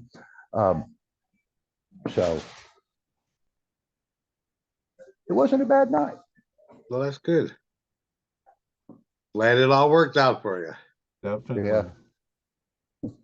I'm even more glad it worked out for them because that dad was kind of cranky. But he calmed down. Yeah. Well, Yeah, I've been a cranky dad myself, so. Same here, and I'm sure you have too, Jim. We all 3 have girls. I have 4 daughters and 3 granddaughters. I did not blame him for being cranky at all. I only had 1. Yeah. Yeah, I only had 1 daughter. I have a handful of granddaughters. So. Yeah. 1 is plenty. Yeah, ain't that the truth? Yeah. Actually, one of my granddaughters sneaked up on me. Is she sneaking up on you again? Yeah, she's between my curtains. Yeah, see, I ain't getting all that fancy with all that green screen and everything. I don't do this often now. Well, you have to have the bandwidth and you have to have a solid it's not advisable to do it on Wi-Fi. I'm Yeah. hardwired. I pay Oh, are extra you? for more bandwidth. Oh, no kidding. Yeah, and sometimes still it gives me headaches. Grandma's calling you, honey. Oh, quick visit from my granddaughter. Yeah. Yeah, but as far as outings go and everything, kick back to that a little bit. Yeah, They're all listed on the events portion of the Facebook page, and I try to share them, and that's why I try to share them to everybody. I share them to people in Michigan. You guys see them on the pages and everything in Ohio and Illinois. mhm, The try to keep it local as much as I can, but I reach out once in a while. The GPA has been real nice on the both of their sites, the one that's official and the one that's not, has allowed me this year so far, until they decide to take them off there, has allowed me to share my events for opportunities for their members and everything too. But that's why I do so much sharing out there, is to try to bring everybody together and try to be a central point for people to get together and meet people like you and Jess and some of the other YouTubers coming in, and just me in general, and give me the opportunity to meet, everybody else other than right. just chit chatting and stuff like that. I have one thing that's been really nice in the last 20 years or so, or especially the last 16 years, is being able to meet so many people from so many different places, either on these YouTube chats or, on the different group pages and things, and people coming down. Like I said, if it wasn't for that, I'd be elbow deep in this by myself instead of elbow deep in this with a lot of friends and everything out there that I enjoy spending time with. Right. Yeah. And I luckily give my wife props. I married a woman that has allowed me to do this. I don't know whether y'all know it or not, but last May, been a year now, the wife looked at me and said, "You're out of here. Get out of this factory. Get out there and do what you want to do." I call it what you will. I'm either a full-time prospector or a full-time miner. I don't work in the factory anymore. Just running this camp, digging the gems, doing the gemstones, doing the gold is what I do full time. So That's cool. We're living the dream. finally living the dream. I did that once before and needed to go back to the factory for financial reasons. But right now, the wife says, "Get out of this factory. These concrete floors are destroying your knees. They told you it's a 5-day-a-week job, and you've worked 7 days a week ever since you walked in the door. They lied to you when they hired you. You're out." So, and she allows me to do it. And just like last month, she sent me off to Missouri to go on a hog hunt. And she said, "I know what you're going to be doing out there. You're going to kill a hog and dig gems and dig crystals." And I said, "Well, you were half right. You were half right anyway. I didn't see any hogs, but I came home with a bunch of crystals." I told her next time I go out, I'm not even going to take a rifle with me. I'm going to take my pistol and just dig crystals. If a hog happens to walk by, great, one of them will find. If not, Yeah. I got into it was a really nice area, and it actually has some Civil War history to it. It's Ironton and Lesterville, Missouri. And it's, by the way, it's the first time I've been back to Missouri since I got out of the Army. That was a little shaky in itself. Where were you at? Fort Lost in the Woods? I was at Fort Lost in the Woods, yes. And I was within 100 mile of there, 150 mile there. So I told my brother, I said, if I even smell that place, I'm going home. I'll bet. You know what I mean? If I can even smell Fort Leonard Wood, I'm not staying, I'm coming home, But it was all right. I was on the other side of the mountain, so I couldn't smell it. But yeah, Ironton and Lesterville areas where we were at. And I ended up finding some Druzy quartz down there, found some real nice banded jasper and stuff like that down in that area. So yeah, I spent more time hunting rocks than I did hogs. After the first 2 days of not even seeing a hog, I thought, nah, I ain't going home empty-handed. So Very good. Yeah, glad you made it home, RST. I didn't know you were a tow truck driver though. hey, Scotty, how you doing? He is now. Yeah, I used to be a tow truck driver. That was fun. That was fun. So what are you have any plans on expanding what you're doing there at the campground, or are you happy with the way it's going? All the pieces parts are in place to build a trommel. I've got a 14-inch barrel that is 5 foot long. Of course, I've had it for about 2 years. That tells you how long I've been planning this. It's been slow going together. It's something weather related, either a tornado or a flood kind of diverts funds. What are you But, talking about? Sounds like you're on time. You've only had it 2 years. What the hell? Yeah, I'm right on time. But the motor, the framework, the trommel barrel, everything is there. So that is going to be the next adventure.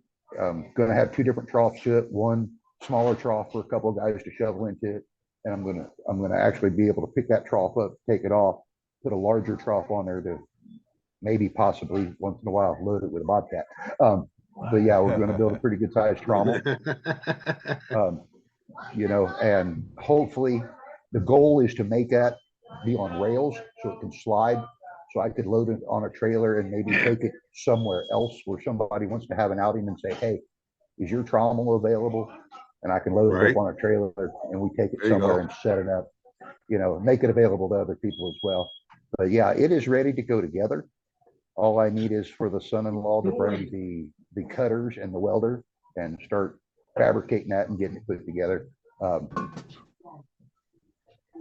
The only thing we're lacking yet is the sluice box, because I'm not sure how we're going to configure those yet.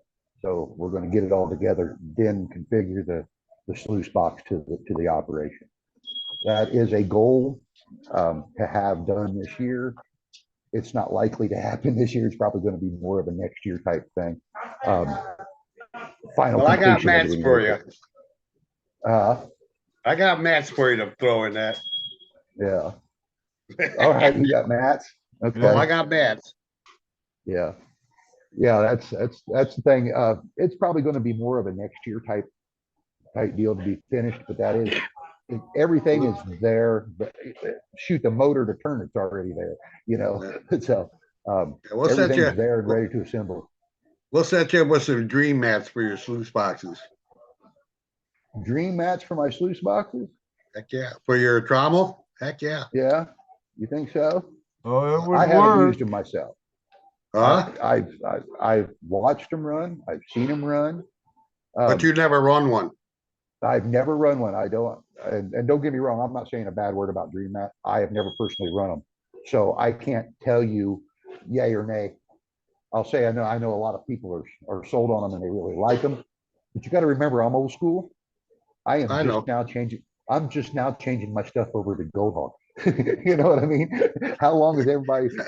I am just now starting to put Gold Hog in my stuff. Okay, that's how old school I am. That's how old school I am. I am a carpet and mat type of guy, and I like to hold the garnets and the other stuff. And carpet and matting does real good at that. So it was like twisting my arm and people beating me with a ball bat to change over to Gold Hog.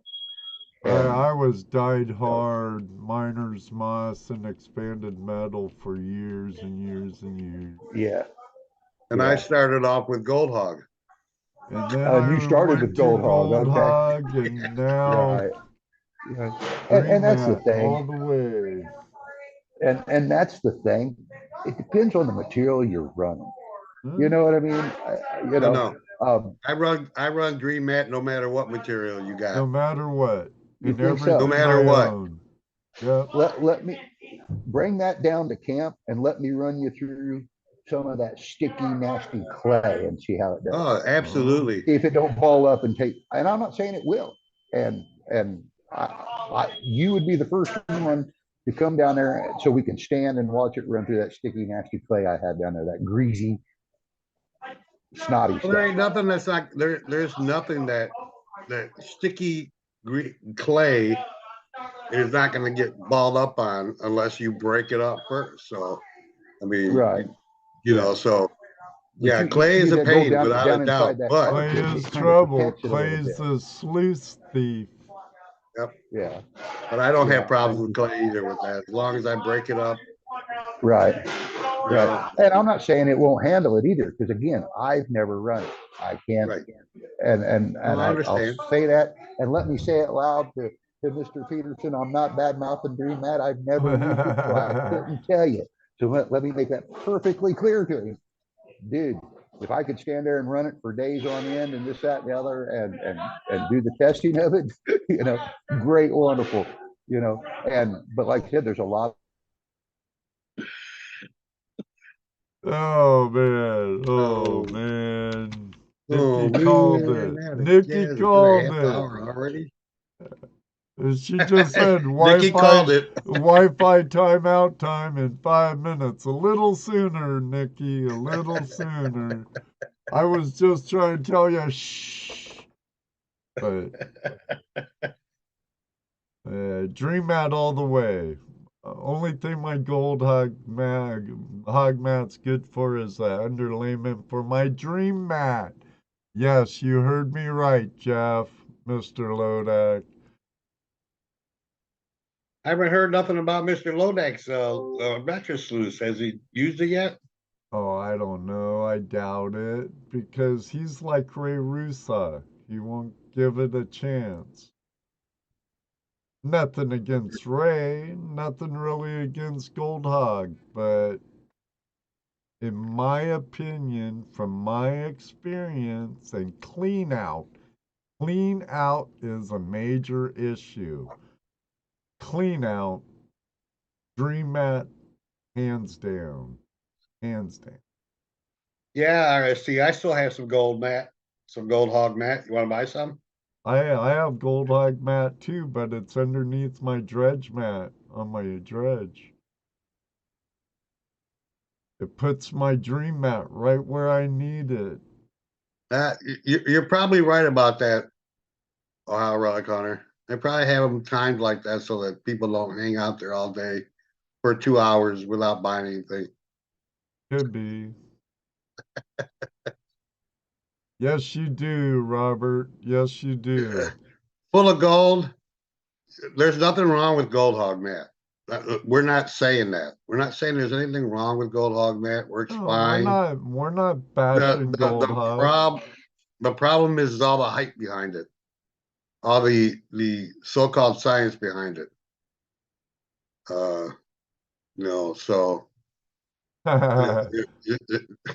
sure, absolutely. You can have Sure all my thing, tables. Jeff. No problem. We've used Gold Hog mat, and But I tell you what, and I have nothing against Gold Hog mat per se, but I prefer Dream Mat. That's all I'm saying.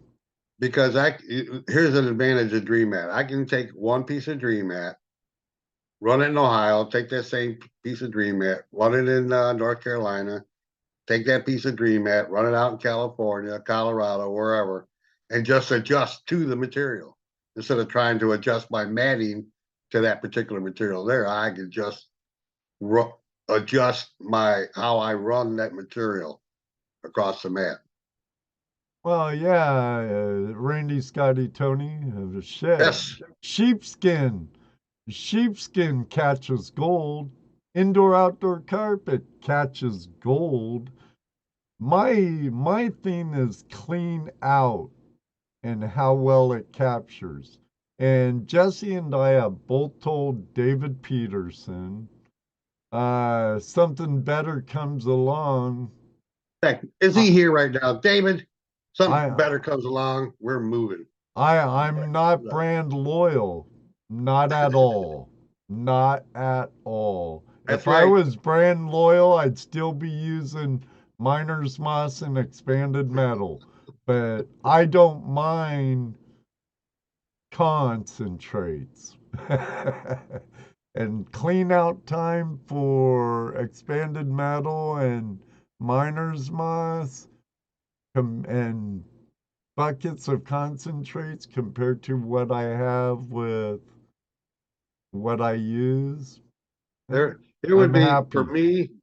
for me, the only reason I would change Good from night, something Deej. like, from a dream mat to miner's moss or anything like that would be if I'm trying to catch enough material to sell pay dirt bags. If I'm just wanting the gold, I don't want all that extra dirt. Now, I don't know if Jim's having problems. He came back and he went and got a refill. I don't know. He's back. He's muted. Welcome Sorry, back, forgot the Fred. mute. I thought, what the world's going on? I forgot to hit the mute button. I'm like, I know I'm here. They're not hearing me. I forgot the mute button. Good night, Rookie. Deej. Yeah. Night, Rookie Deej. mistake. Oh, much better. Whew. Yeah, sorry about that. I forgot to hit the mute button. I see me, but they're not hearing me. But yeah, and I was hearing you guys fine, and that's what I said. More than anything, number one, I'm not bashing anybody's product. Not Dream Mat, not Gold Right. Hog, not No, nothing. Hey, we're no. not Gold bashing Well, Gold Hog either. Gold Well sluice, nothing. What I'm Now saying that is, one I'll bash. it depends on your material, and like you said, Jess, it depends on how much material you want to take home. You know, Right. I'm looking for the garnets, the sapphires, the zircon, the fluorite. Sure. You know, Well, check it out, man. the Dream more Mat catches. material I take home, the more I'm going to get of that stuff. Right. Well, Dream Mat also catches gems. It'll Yeah. catch the gems too. Oh yeah. Right. Right. 'Cause Well, and again, it- I haven't used it, so I can't say right. yay or nay. And We'll I don't fix want that. anybody to think that to each his own. To Right. each his own. You know, I agree. I kind of like agree. whether you're chasing blondes or redheads down the road. To each his own. I just got a glare from the wife. I'm not chasing any of them. Yeah, you got a glare from my wife too, so.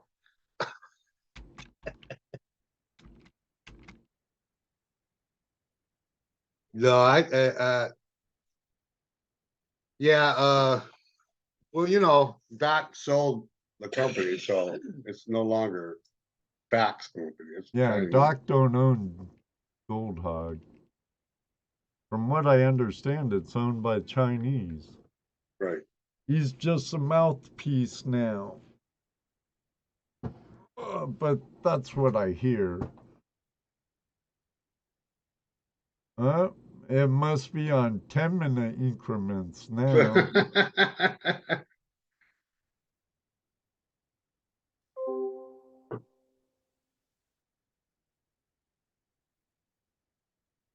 Now, RPE makes a good sluice, great for backpacking. It's a drop riffle system, but Robinson Prospecting Equipment puts out a good product.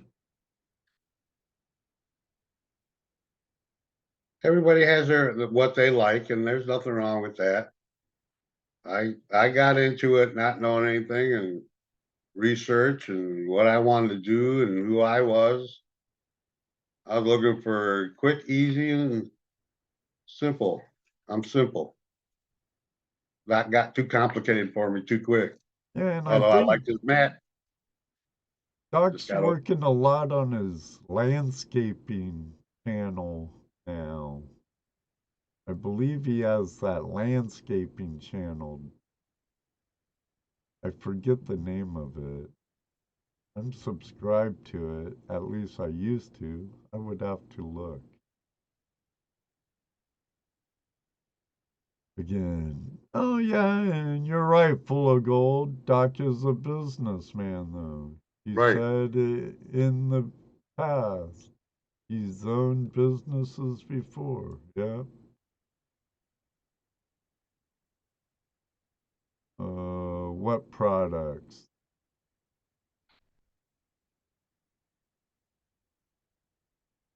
Yeah, Doc sold it. I don't know what products JP's calling garbage. I don't know. Oh, his landscaping products are garbage. I don't know. I don't know. tell Doc the only landscaping he needs to be doing is at You know, the a end 4-inch of a dredge. 4-inch dredge. Well, yeah, but you know, to each their own, Bill. Yeah, that's probably true. He probably took it as far as he could take it, and then moving on to the next thing. That's, you know, a lot of businesses do that. Yeah, and prospecting equipment is such a niche down product. Right. You know, it isn't like tampons or Coca-Cola or Pepsi or whatever. You know, it's so specialized. And then you have people like Keen. Keen Engineering puts out great products and they've been in it for generations, you know, so it's hard to break in and keep a good foothold. You know, Dalkey Dredge out of Washington, great little dredge, but it's changed hands and had a hard time holding on. Alan Trees out of Riggins, Idaho, with the Gold Grabber dredge, great dredge. I used to own one, but he sold it. I hear he's thinking about buying it back. Full of gold. Yeah, the cube tower. I think it's called the Bear. That's oh shoot. I forget the name of it, but yeah. It has a kabillion wing nuts to it. $1,000,000,001. Yeah. The Boar Box, that's it. Yeah, boar box. Thanks, JP. Yeah, heap load of wing nuts. Yeah, yeah.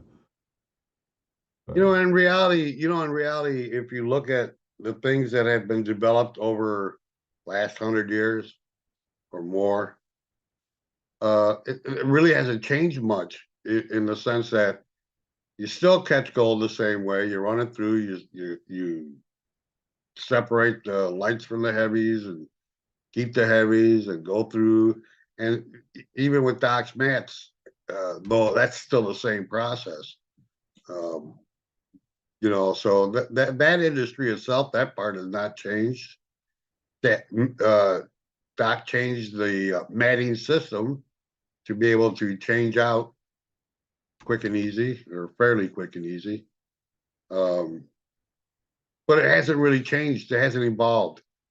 Dream Mat's really the first mat that's actually different, works different. And like I always say, we can sit here and talk to her blue in the face, and you're not going to believe it until you actually run it yourself. So Right, right. That You was know- like back yet? Is he back yet? yeah, Yeah, he's Did he back. make it back? All right. He's back. that was like pulling teeth that time around. Yeah, it happened a lot faster too. Oof. Yeah, it was just like boom, and then it like booted me off 3 times in a row. Every time I'd connect Wow. to the Wi-Fi, it dropped me again. It's like, holy crap! I thought I was about done for the night. So Nikki says she's tested a new river sluice. Yeah, there's only 3 at the moment. Cool. Hey, PA. PA Patriot. Hey, PA, how you doing, buddy?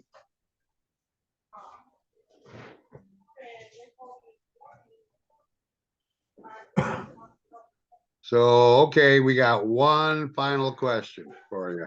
I didn't do it. Yeah, I bet you I've did. never seen her before in my I've life. got and she ain't videos. got my eyes. I've got videos. Little grainy, but we can tell it's you. Anyway.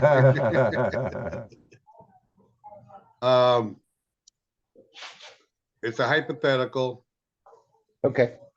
There are no limits, no restrictions.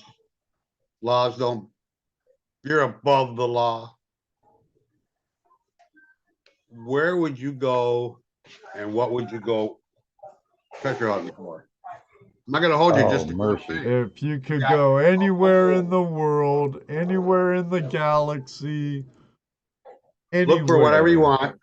No holds bar. No gold, no treasure porn in Taco Bell, Jeff.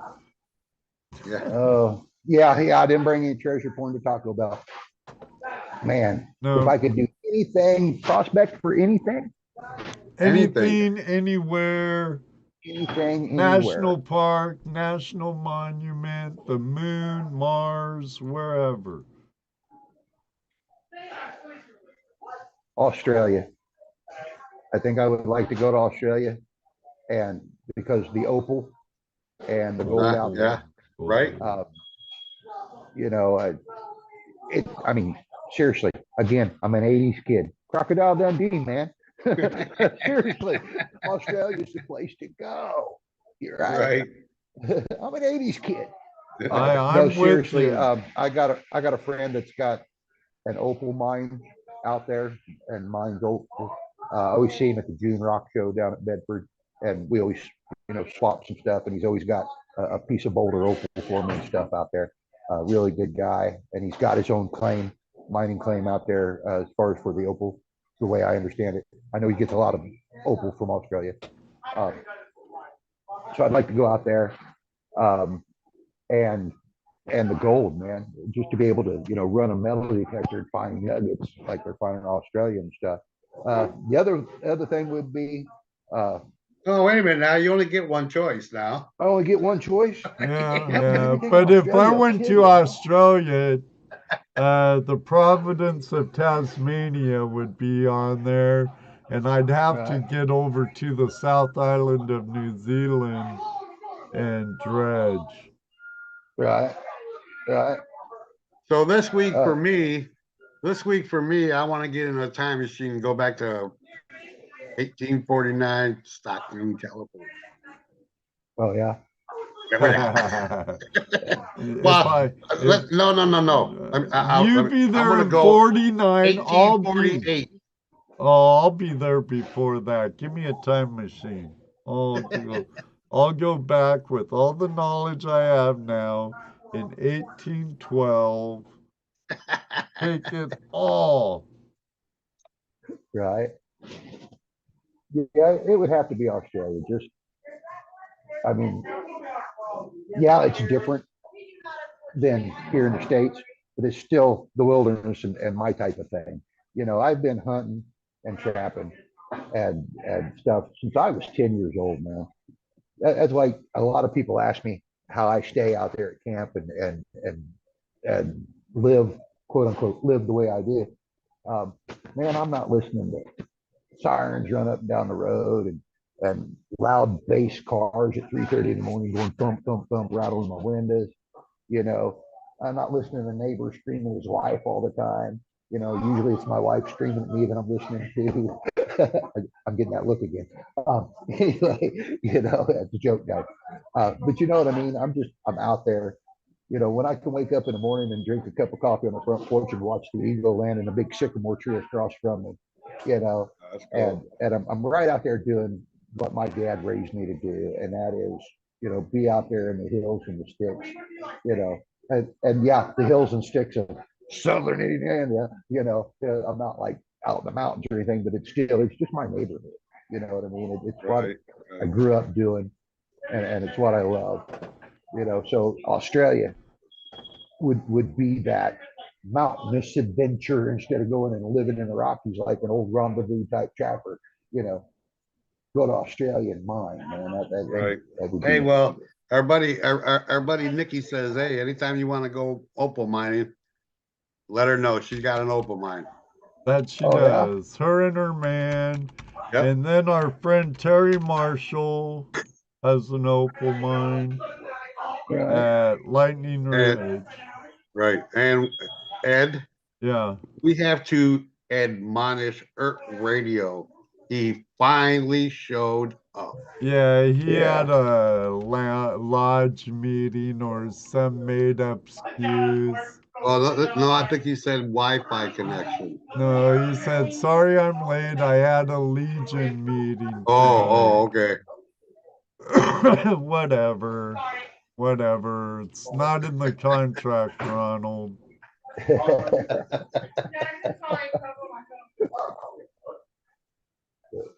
Oh, I don't care what post. It ain't in the contract. Post 401. Hey, you're saying contract. What's the royalties on this pay? On what? Jesse, do you get royalty money from Ed for doing these? No, I don't make I'm going to be money waiting from on your this. check. How long am I going to have to wait on your check? My check. Oh yeah, remember For this Yeah, 2-hour remember. infomercial. Yeah, right. Yeah, the big infomercial. I know. It's gonna. You know what? It's I not don't. our fault you didn't use it to the best of your advantage. Yeah, Our fee's flat fee, so. yeah. What I'll have to do is hook you up with, like a Cottonwood tee or a hoodie or something. Oh yeah, that'll work too. Stickers and stuff. Make sure y'all get what's up. No, I do appreciate you guys having me on here. I really enjoyed this today. It's our pleasure. Cool thing about it. Not a we were finally problem. able to pull it off this time. I wish I made money We off were able to this. pull it off. Hey, you could talk to my accountant. It actually costs me more money to do what I do on here than I make from here. I seriously, I don't have Dan Hurd sub count or Pioneer Polly's or Right. some of those guys. So, I do it for the love of it. If it was the money issue, I'd be gone a long time ago. Yeah, that's for sure. I don't think any of us are doing it for the money. It's the enjoyment, no matter what we're doing anymore. I guess that's the bonus about gold prospecting. It's the one hobby that you could possibly at least break even at, if not. Well, it's not a total loss. Well, the great it's not thing a complete about loss it, anymore. there's the hunt, the research on the downtime, the hunt, the friends Right. you make while you're on the hunt. Right. So Right. many. There's. Oh, well, and And that's, don't forget, there's also the fact that it's at $2,013.70 at closing. no kidding. Yeah. 2013 today at closing. Yep. Closed at 2013. And that's something I ran into. Started researching. Like I said, I've been on this property 20 years, hunting it, fishing it, trapping it. Right. 16 years ago, started the gold camp on it. I've lived here all my life, right? And you go looking at property owners from back during the Civil War. Harris City Stone right up the road from me, right? B.B. Harris started Harris City Stone after the Civil War. He was part of Morgan's Raiders that came up into Indiana. And when the 9th Artillery Unit turned him towards Cincinnati and Versailles, Indiana, and Cincinnati, Ohio, he was part of a scout group that had made it this far north. And he realized how shallow the bedrock was. So after the Civil War, he came back and started a stone quarry back during the Civil War times, right? I didn't know that there was a 300-person hotel there, a railroad spur, a salary and a livery stable and everything there. I've lived here all my life.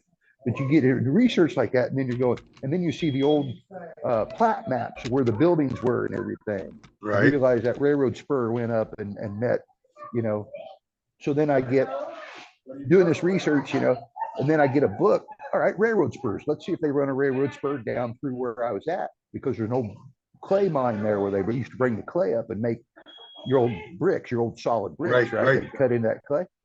So I wouldn't know if there's a railroad spur there. So I got an author had just written a book, The History of Railroads in Decatur County, right? And I'm reading this book, and all of a sudden it's like, blam, there it is.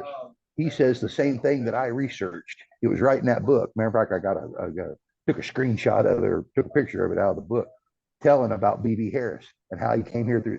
So it just confirms my research, So that was fun to me. It's like, hey, I can still, research projects, like I used to do in high school for essays and everything. It's like, I can actually do the homework, and for somebody else to have written this and have it published in a book, the same information that I came up with on my own research is pretty cool. So, I mean, It's you neat take finding that kind of stuff out. right. You take areas like where you're at in Indiana, you're in Ohio. Gold was spread out throughout the whole area. Right. There's only been a couple places where anybody's really worked it. You take the Buckeye capture, the swink. They've been there Right. for all these years. Every year it gets replenished with gold. So, I mean, wow, get me onto a creek no one's ever prospected on in Right. an area where I know where there's gold, and I'll probably Right. find some gold, you know? Yeah. And know there's 15, 20 years worth of prospecting there. Yeah. Yeah. You know, and like that, you know, like I said, 2 years ago when that flooded and, you know, had camp under, you know, 15 to 18 foot of water, you know, they totally redid the creek. I mean, the creek is like virtually unrecognizable from Right. where it was when I first got in there. You know, the sandbars, you know, that we've been prospecting for years, you know, have been picked up and flipped and moved 100 yards downstream from where they used to be. You know, it's gouged out areas that were sandbars that were going, man, I'd love to get to the bottom of that bedrock down there, but it's 4.5 feet of sand and crap. And you now know, to you get can. there. Yeah, it keeps filling back in as you're Yeah, trying and to it dig it keeps out. filling Yeah. back in. Well, you know, a flood like that come cutting through and took 2.5 foot off of it. It's like, matter of fact, I was telling my wife, I said, when the 4-inch goes on the water, you see right over there? She said, yeah. I said, I've actually got video of me prospecting there about 7 or 8 years ago. She's like, yeah. And I said, I pulled a gram a day out of that hole. Yeah. I said, it was too much work for a 3-inch dredge. She said, uh-huh. I said, I now have a 4-inch dredge and 2.5 foot of that overbird's gone. I'm going to park that thing there and I'm going to anchor it and I'm not moving, you know, because I was pulling a gram a day with a 3-inch dredge. So, you know, we're going to be doing the same thing with the 4-inch and now 2.5 foot of that overburden's gone. So it's going to be a whole lot less work to get down through that bedrock. Right. So, Yep. And got some nice bedrock there too. A lot of fractures and pockets. right. And I'm looking to get back up north too. Get the air back going on my dredge. Got to get the pump, the motor running on it. But I plan on going back up north too because I got into some of that deteriorating red clay we were talking about, and just the caliche, that really fine sand gravelly stuff in it. I was pulling good gold out of that deteriorating clay. So I'm hoping to get back up there and find a couple more pockets of that deteriorating clay that and get up and get into good gold on. You know, again, my dredge time's limited. Depends on whether I got a mow or I got an outing that weekend. Or, you know, it would be great to be able to, you know, I live right there. You know what I mean? 2-minute Yeah, walk you think you'd down be the able to hill get out and I'm every on the day, huh? creek. Yeah, 2-minute walk, I'm out on the creek. I could run 8 or 10 hours a day, every day for a month. Not, you know, somebody's got to mow and it takes 8.5 hours to mow the place. Well, you No, know, when you we've been do on for 2 something hours like already. when you do something like that, you know, besides it's a job for you, it's an income. You can't be always in the creek. You have other responsibilities. Yeah. But you make it work and you do it, you know. So I do the best I can and enjoy it while I'm doing it. That's for sure. And luckily, again, bless her heart, I got a wife that allows me to do it. Wow. our friend Full of Gold is watching this while he's in an excavator in Australia digging for gold. Oh yeah. There you go. Nice, Full of Gold. Nice. Jim, thank you for going out of your way to get to a place where you could be with us 90%, 95% of the time tonight. We didn't mind the little hiccup every half hour. Thank you. Is that in Greensburg, Indiana, that Taco Bell? Yep, same Taco Bell right here in Greensburg, Indiana. Thank About 8 you, miles away Taco from Bell of Greensburg, Indiana. Maybe they'll comment on this video like Walmart did when we were there last. Oh yeah. That's cool. Yeah, it was funny. They actually commented on our video. Yeah. So I wonder how many of them are watching the show. I don't I don't know. know. Hard telling. None of I'm them. sure the manager's probably watching so they can decide whether they're going to let me come back or not.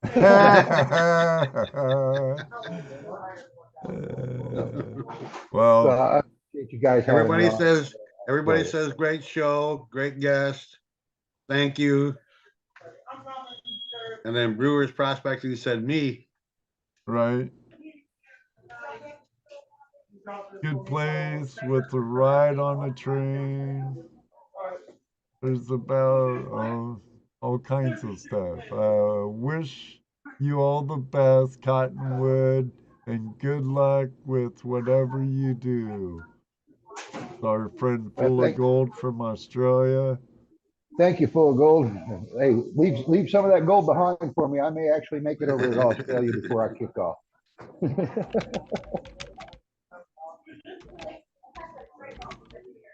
All right, well, I guess we should call it a night then, Ed. Yeah, Thanks a lot, guys. I really appreciate it. I enjoyed being Yeah, it's on. been fun. Not a problem, Jim. I'm definitely gonna get out there at least once this summer. All right. And you'll see me next month. I already have my vacation days in, and You got your vacation scheduled and everything. Good deal. I've already got your parking spot reserved, so you're good. excellent. Hey, I didn't say hi to Wayne. Wayne Nugget Brain Peterson, he's been in here for a while. Thanks, I'm Wayne. sure he has. I just saw him though, so I'm saying hi to him. It's hard for Jesse to keep an eye on the chat and carry on the interview and everything. But we And don't forget, I gotta look at my phone every once in a while too. Right. Everybody, thank you for joining us tonight. Let me bring up something real quick because I'm not sure off the top of my head who's our guest next week, but I know it's a prospector. Next week we're having Matt from Inside Bend Prospecting joining us. Should be a really good show. So hope to see you then. Thank you, Jeff. All of you. Then, the following week is open line Tuesday. Right. So you guys get your Zoom faces and voices ready. Call in. Right. Because that's your chance once a month, last weekend of every month. Maybe we could talk Nikki into jumping in and telling us about her opal season and stuff. Great. Never know. Never know. Hey, Thomas, I look forward to hearing from you, buddy. At GoPro, thanks a lot, buddy. All right, everybody. Again, thanks for joining us. Until next time, may you always have a flash in your pan. You know what he's going to say next. That's right, Jesse, because it does happen. Maybe one day, too, we'll meet you on the river. Good night, everybody. God bless. Love you all. For now, we're out of here. Good night, everyone. See you, JP, Brad. Brad. One day, Brad. Good night, Robert. See you Saturday. Nikki, great seeing you, hun. David Villa. Hasta luego, amigo. Campsite. Full of gold. Good seeing you. Good seeing you, Pennyweight. Yes, it does happen. Johnson, thanks for joining us. Thomas. We'll have to get you on the show, Brad.